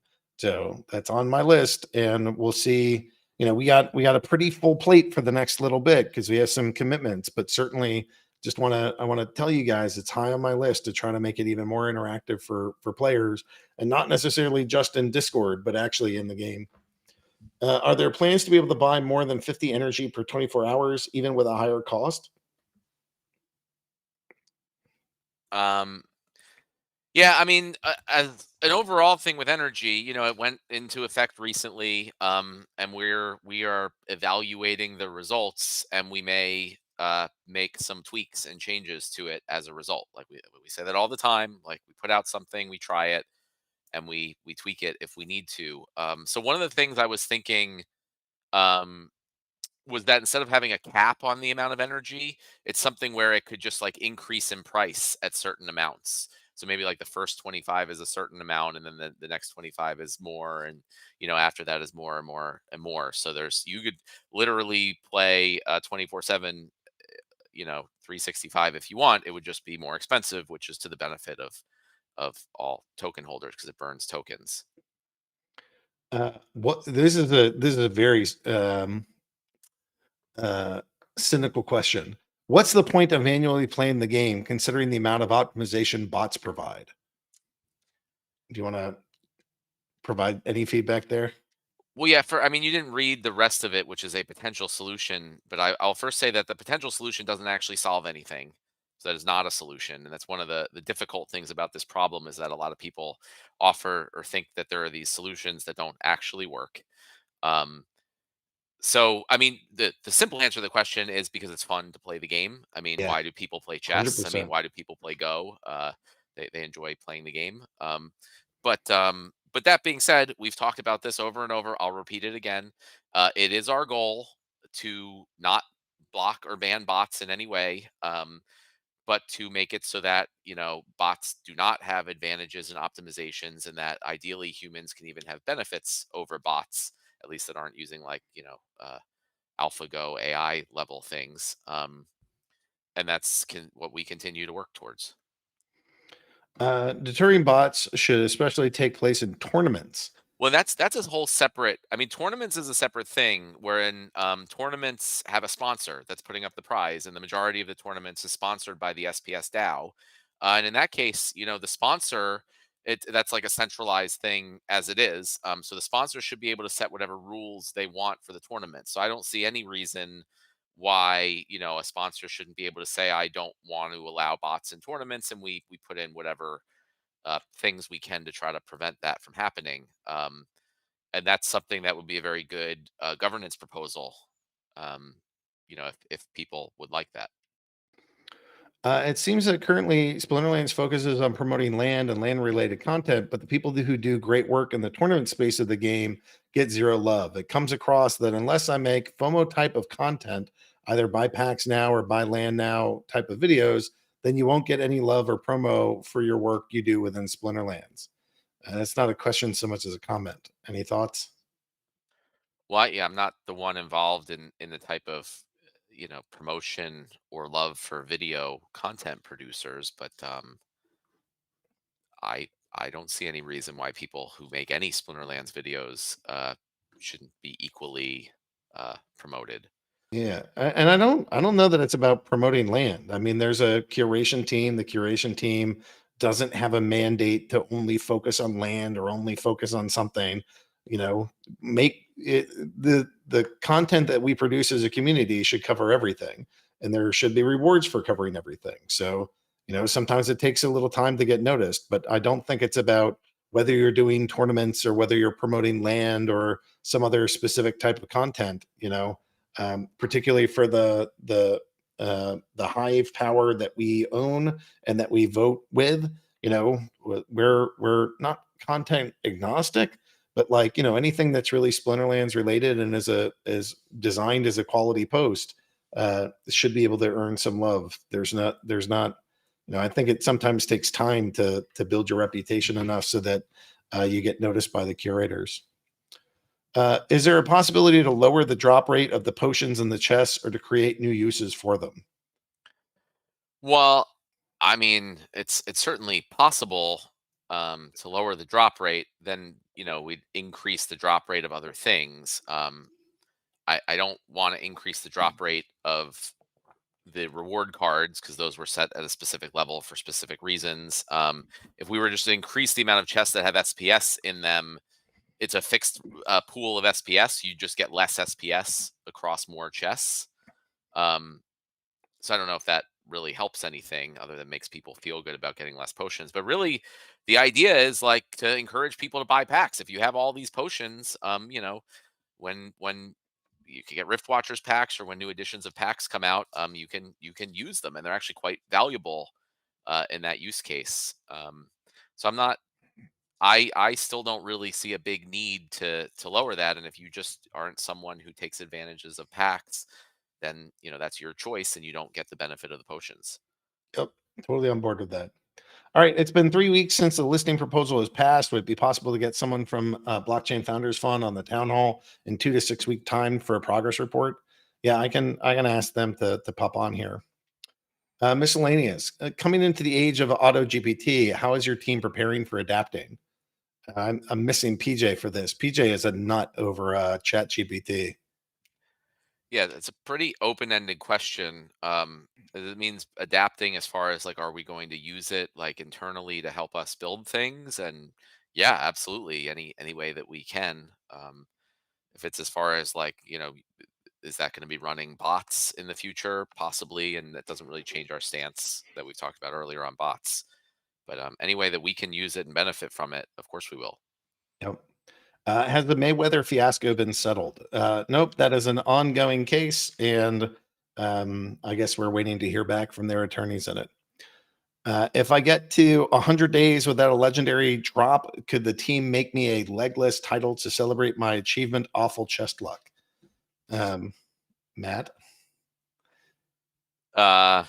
I don't know that we're going to actually add a title into the game. I mean, there's certainly a lot of people. I don't know what league you're in. Also, if you're in Bronze League, that's not really much of an accomplishment. But maybe we could have something on Discord for you. And any Splinterfest plans this year? So Splinterfest, we're I don't know, maybe towards the end of the year. I don't know. We're still in conserve mode. And as long as we're in conserve mode, I don't think that Splinterfest is going to be the next thing that we do. But once we get out of conserve mode, then it's back on the table because that was fun as could be. Okay, we made it through all those questions. So okay, I guess it's time. I guess we're gonna open this thing up. So floodgates going. If you guys have questions, your questions are welcome. Just remember, try to be respectful in the way that you issue these things. it's all opinions and all questions are welcome, but not all deliveries are. All right, Tame Sean at I love 2:35. how everyone has all their questions like ready, Yeah. like typed out. It's just like boom, copy paste. Yeah, they want to make thing. sure that they get answered. Understanding the subject to change, is the team more inclined to buff the production power of cards set on land as they move further from modern, or reduce the production power of sets like Rebellion going forward? That's one I'm punting on for a long time. We already put Untamed, even though it's still currently in Modern. We gave it the boost, so we're covered for a pretty long time. And it's just like I can't even say what things are going to be like when it gets to the point where Chaos Legion goes out of Modern. So I have no idea what we'll do there. Dara's asking, is there anything being thought out similar to promo card or something else for Splinterlands TV channel points? If yes, is there a timeline for that? I know stuff has been thrown around. We're trying to figure out how to build something that isn't really gameable. So it's in the works. I would not say that it's immediate. So Aggie, should we go ahead, Ron? Well, I actually do have a Jira ticket put in for that, but it's it's just an idea that we've got punting around, and it's still very, very early stages, and nothing has been decided yet. Aggie, did you want to mention something about the other type of tokens points we were thinking about and utilizing finally? You're anything that you want to share. I'm the more aggressive one. Let's put it all out there. So go nuts. Yeah, I mean, we are finally looking to get some actual use cases for the SPT token, which is the Splinter Talk token within the game. So, But that's and just note that that's different than the yeah, channel points on Twitch. But some of these social tokens, we're trying to figure out how do we get them in the game, because they want you guys getting better and better rewards for talking about our game publicly and in social media. Question: do we already have any numbers on how WASDR partnership has been working out for Splinterland side? Are new users coming from there actually playing and spending? We're going to need Chatter to answer that, and he's not here, so we can please ask that next time. Jimmy, aka Vedev, here at 2:35 is asking for Matt. Could you please provide context for why Rift Watchers was sold for SPS originally instead of DEC, like the promo sets, Orb and Dice? For those not present pre-SPS, selling promo packs for DEC is completely foreign. Yeah, I mean, I will say it was a mistake, obviously, since I'm trying to get it changed. We at the time when we announced Rift Watchers and we announced that it was going to be sold for SPS, I didn't have this whole economy design planned out for how SPS and DEC were going to interact and work together. It was relatively recent after the SPS token was launched. We just wanted a whole bunch of things that were going to, like quickly pump the token price. And then also, we didn't have the burning mechanism for SPS to DEC. So all these things weren't in place for all this to work. Now, it was also just a crazy time in general, right? The game was growing by leaps and bounds. There were problems all over the place. We didn't have as big a team. I was running around with like a chicken with my head cut off. And so I didn't have as clear a picture as I do now of like how I think this whole system should work and how the token ecosystem should be built. So, unfortunately, hindsight is 2020, and we do make mistakes. And I think it's just important that we identify the mistakes and or how things could be made better, and we change them. Yeah, I mean, to me, it was less about pumping the price and just more about like, how do you get some kind of utility for this token? Governance was still early. We wanted to make sure that there was a use case for it and that it made sense for people. But once the burning mechanism was present, like it made infinitely more sense to go have it be DEC than it is SPS, for that same kind of comment that Matt made earlier of like, when SPS is low, you don't want to spend it. You're like, no, this is bad. And unlike when DEC is low, you're like, oh crap, look at the discount I get.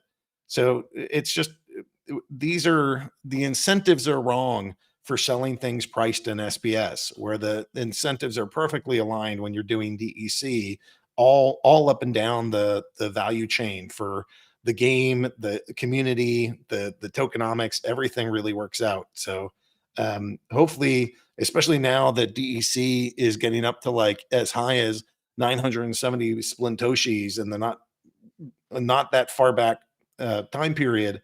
Like hopefully that's something that the community can get on board with, because it would make a nice change for the whole economy. Ryan 600 is asking, small quality of life, can we get next previous buttons to scroll through our land or cards? Also, it'd be nice to filter the cards we have that are playable at the different league levels and what abilities they have at the different league levels. I'm not sure I understand the next previous button Oh, I love thing. it. I love it. I want it too.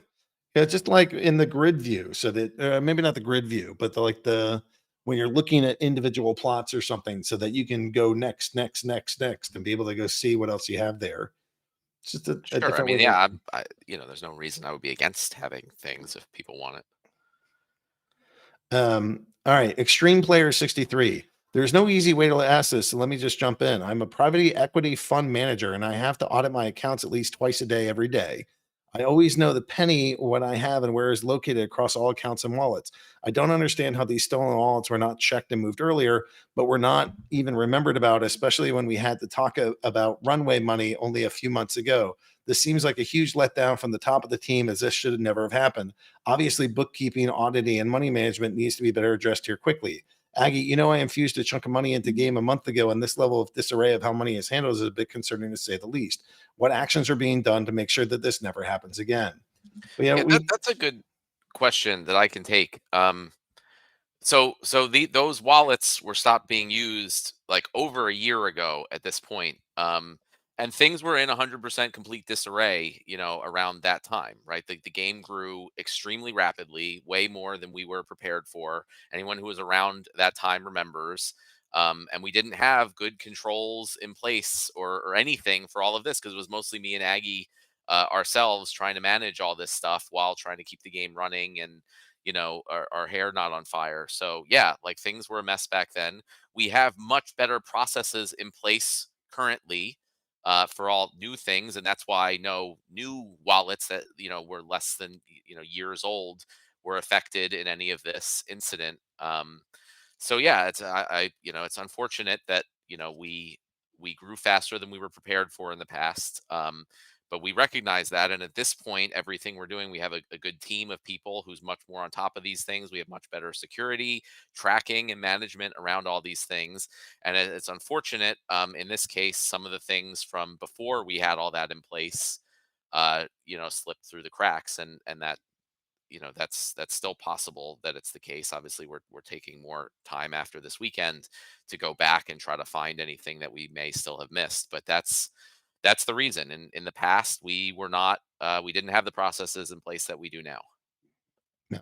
And I'm doing everything I can to be able to go pass an audit for this company. To get larger investments, and whatever other future things we want, that's something that we're going to have to be able to do. So that's all about clear financials, clear financial controls, knowing where our money is, knowing what our balances are, knowing all of it, and having a system where we can prove it and easily track it. So, yeah, definitely things are far better now than they were, a year ago. There's still work to be done, but that's part of the trick of this.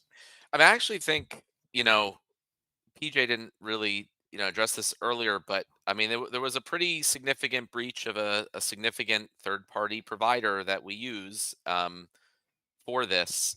And really all that happened was it was a couple of old wallets that were all that could be targeted in this. And it was unfortunate that we had forgotten about the tokens in there and hadn't moved them out like we should have. But considering the circumstances, I actually think we did a pretty good job of securing things, even under the situation where there's a pretty significant security breach. And that's how we operate now, is we assume that there are going to be disgruntled employees, there are going to be server hacks, there are going to be third-party services that get hacked.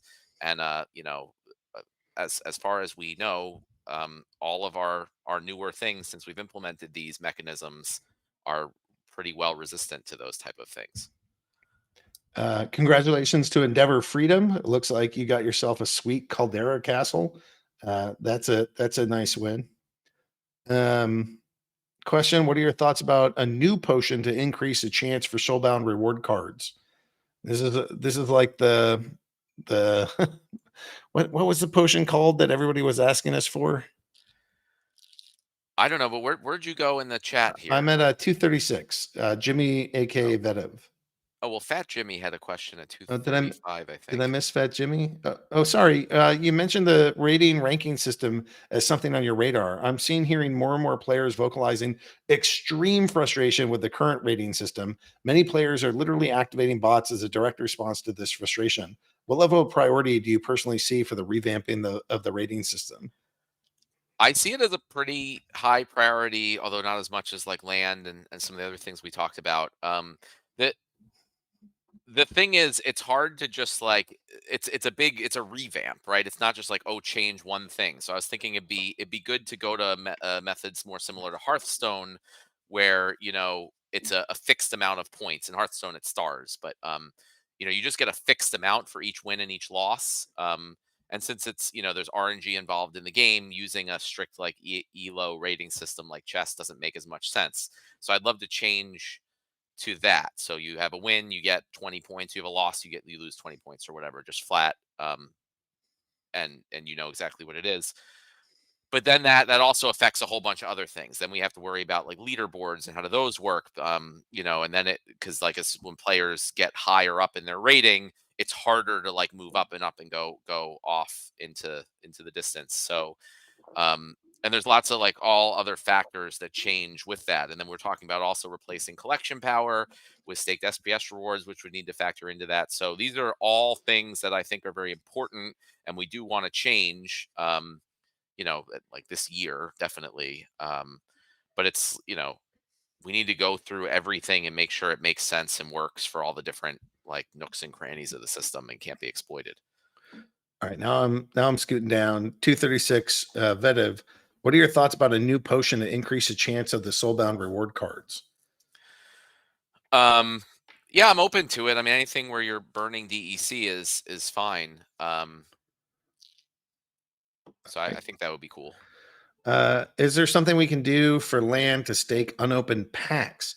It would be a great way to also use these assets like we have for old titles and other older assets.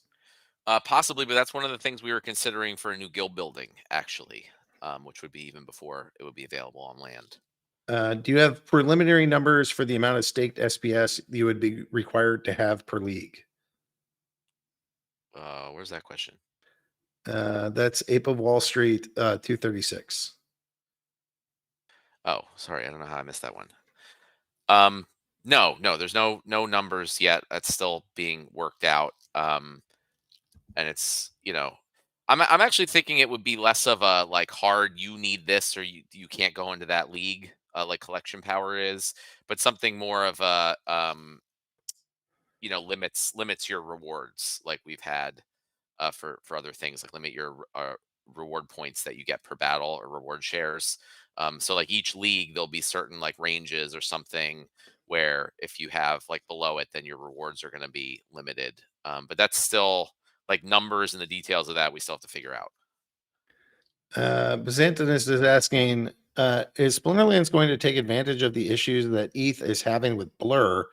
And what sort of safeguards are in place to prevent similar Blur markets from doing the same on Hive and to Splinterland's asset values? For background or context, Blur's goal right now is to drive OpenSea out of business. Essentially, Blur incentivizes people for making bids, even if they don't win the item. As a result, a bunch of people make bids and don't actually want to win and hold the item. So if they win, they just sell it off at a lower price. This results in the floor price steadily decreasing. Overall, the Blur marketplace is able to extract a lot of value from the ETH blockchain games for itself and driving many of the ETH games to ruination, partly because the ETH games can't effectively collect on royalties.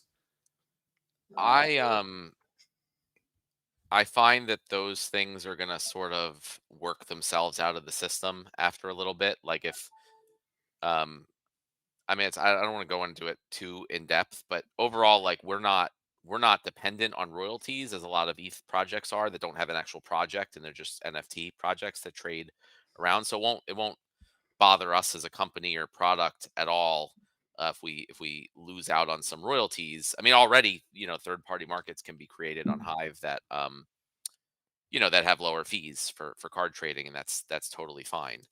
And also, the Hive marketplaces that we've built also work very differently than Ethereum and OpenSea and all those. So I don't really foresee any of that coming over to our ecosystem, or really even affecting like Rooney or anything like that over there. Um, but we'll see. We kind of like take things as they come and not try to worry about problems that could be, because there's an infinite amount of problems that could be. Torin is asking, will Gladius cards be unlockable once a new Gladius set is released, or will they be soulbound forever? Yeah, possibly. I think that's kind of what we have talked about for the soulbound reward cards, so it also makes sense for Gladius cards. But again, that stuff's a little far out. And I try purposely not to make plans for things that are that far out, because stuff is going to change and those plans end up going out the window a lot. Same kind of answer, I think, for the next question. I heard that soulbound reward cards would only be able to be unbound if they were max level. That would be bad for lower league players, in my opinion. So is that the same kind of punt it to a later decision? Well, for the soulbound reward cards, that was something we were talking about, or allowing them to be burned for DEC after you had a max level one, but none of that ended up um, being implemented. So right now they're all soulbound forever, and I mean, or not forever, but they're all soulbound currently, and they can't be unsoulbound regardless of if they're max level or not. Our current thinking for the future is that at some point we will release a new set of soulbound reward cards. At that time, you would be able to spend DEC or burn DEC to make the old soulbound reward cards become transferable. Regardless of whether they're max level or lower level, it would just cost more or less DEC. That's, again, just the current plan. Adaparik is asking, do you have a prediction of when we will be able to upgrade guilds with Deck B? And it sounds like that's in a week, maybe two. Or two, yeah. Should we cut off the questions also? Let's get close They to already 3. did. Okay, They already did. Yeah, but I haven't heard any shuffling cards lately. Have you switched to a new fidget? And what are you drinking nearly every town hall aggroed? Always in a jar. I'm drinking either caffeinated tea or apple cider. And are you fidgeting with something, Matt? Or Yeah, I'm at our office that you can kind of see behind me. Not at home, so I don't have the cards here, but I have like a little thing of Post-it notes I kind of like flip, but it doesn't make much noise, so you can't hear it. Okay. Can Farpetrad clarify if he plans to have delegated cards able to work land in 1.5? Or will it just be rented cards that will be able to work land? We talked about that. If you specify at the time that you delegate the card, at the time the delegator delegates the cards, that they can be used on land, then they'll be able to be used. Question. SPL used SM Marketplace _ purchase for land sale buy transactions, but there is only a listing light mold without any context what that item could be was. Jarvie already talked to Farpetrad about the issue. Do you have any updates about it? I'm not like actively familiar with the issue, so I don't have an update. Yeah, well, I think they're just trying to get more information in the transaction details. But Yeah. Farp already left, so we'll have to get him. Maybe let's go tag. Well, so hopefully somebody can tag Farpetrad in that question. I don't want to do it because I'll lose my spot, but somebody else can go tag him and see what's up. Flavi's Sentinel Flavi is asking, will guild points be given retroactively for past guild donations? I'm gonna say no, unless we can find a reasonable, easy way to do that. So when you made past donations, you didn't ever think that they were, you knew that they were forever, and that's that. So I don't think there's a need to make them and be, retroactive. But like if it's an easy thing to do, I would do it. Torin is asking, whatever happened to this guy? And it's one of the card art pieces. I don't know. That's a question for the creative team.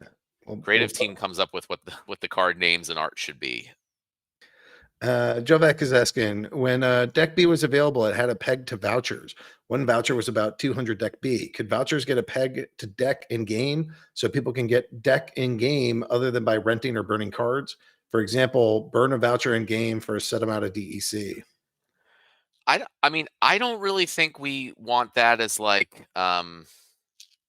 just an ongoing all the time thing. The Deck B was like a one-time limited sale that included vouchers. But ultimately that's up to the SPS token community. So excuse me, if someone wants to make a proposal for that and it's approved, I see no problem with it.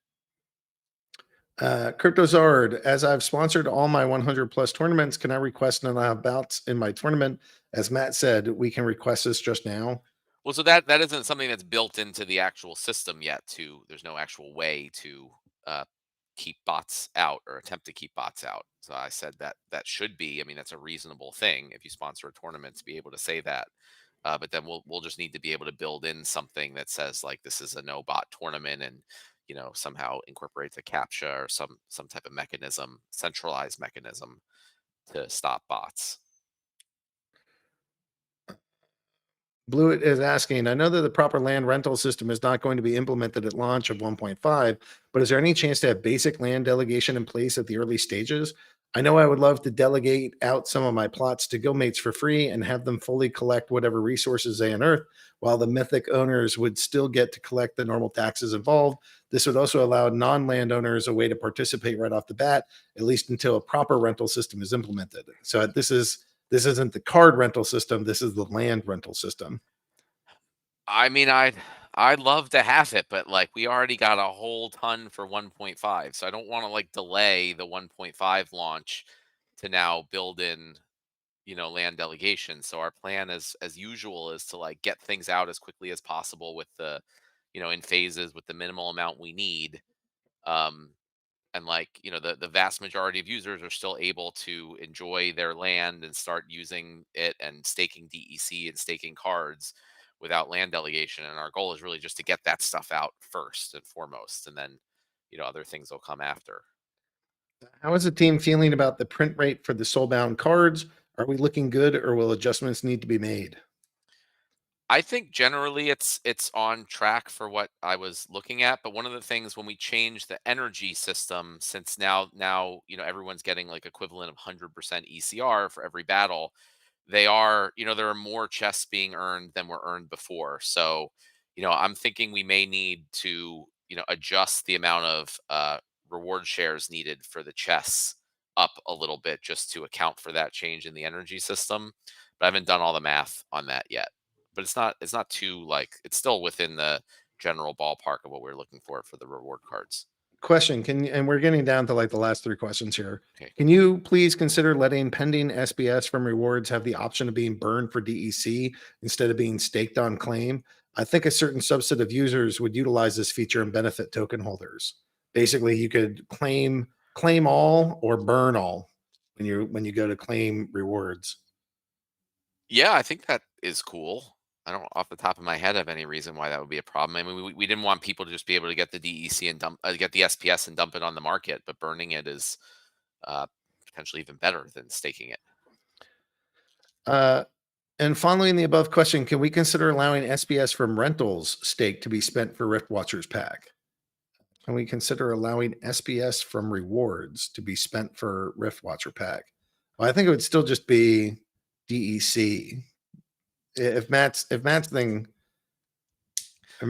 Yeah, I mean, so my proposal would be only DEC that gets burnt. If I think they're asking, you can currently spend liquid SPS, but rather than have to power down or unstake and then spend the liquid SPS, could they just skip the unstaking step if they're burning it to buy Rift Watcher packs? Possibly. And if we change from the proposal would be approved to change them to be sold for DEC, I mean, maybe we could make an auto burn from staked or something, just like the rewards question. So I don't know. These things I guess we'll have to see how that proposal goes, and then we'll figure out how these fit in. Is the ideal to value rarer traits of a Rooney as, for example, giving some different percent boost related to tracks? So, for example, if you have at least 2 tracks under 10%, you earn X more boost. If you have at least 1 track under 1%, and so on. I mean, can we hope that rarity will make the difference as in the cards? So if you mean on land, which I assume is what you're talking about. Like, yes, I think we're planning to do stuff with Rooney, like, and their traits and everything on land in future phases. Not for phase 1.5 though, because that was just like a lot of extra work that was not, in my opinion, an MVP feature. And it sounds like Farpetrad, there was the question from Mongo Wombo about all the technicals of how you do a transfer, and it sounds like Farpetrad has actually already added a ticket to do that. Okay, great. So I think that's it for today. Matt, thanks for hanging out, answering questions. Rondon, as always, thanks for helping to host this thing. To the audience, thanks for being here. Please spread the word, let people know about our game, and I don't know. Let's look forward to next week, where it looks like we got a bunch of new changes coming. And thanks to all the folks for making that possible.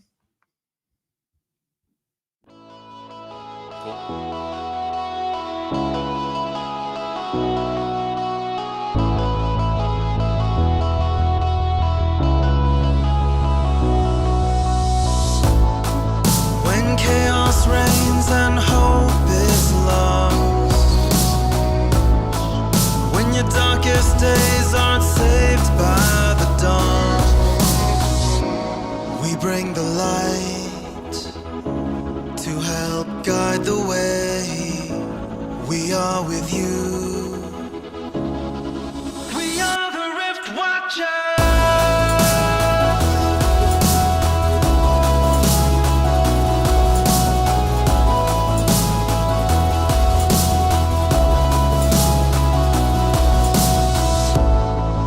When your enemies have spread far and wide, when you're out of places to run and hide, follow the runes, help is on the way. We stand with you.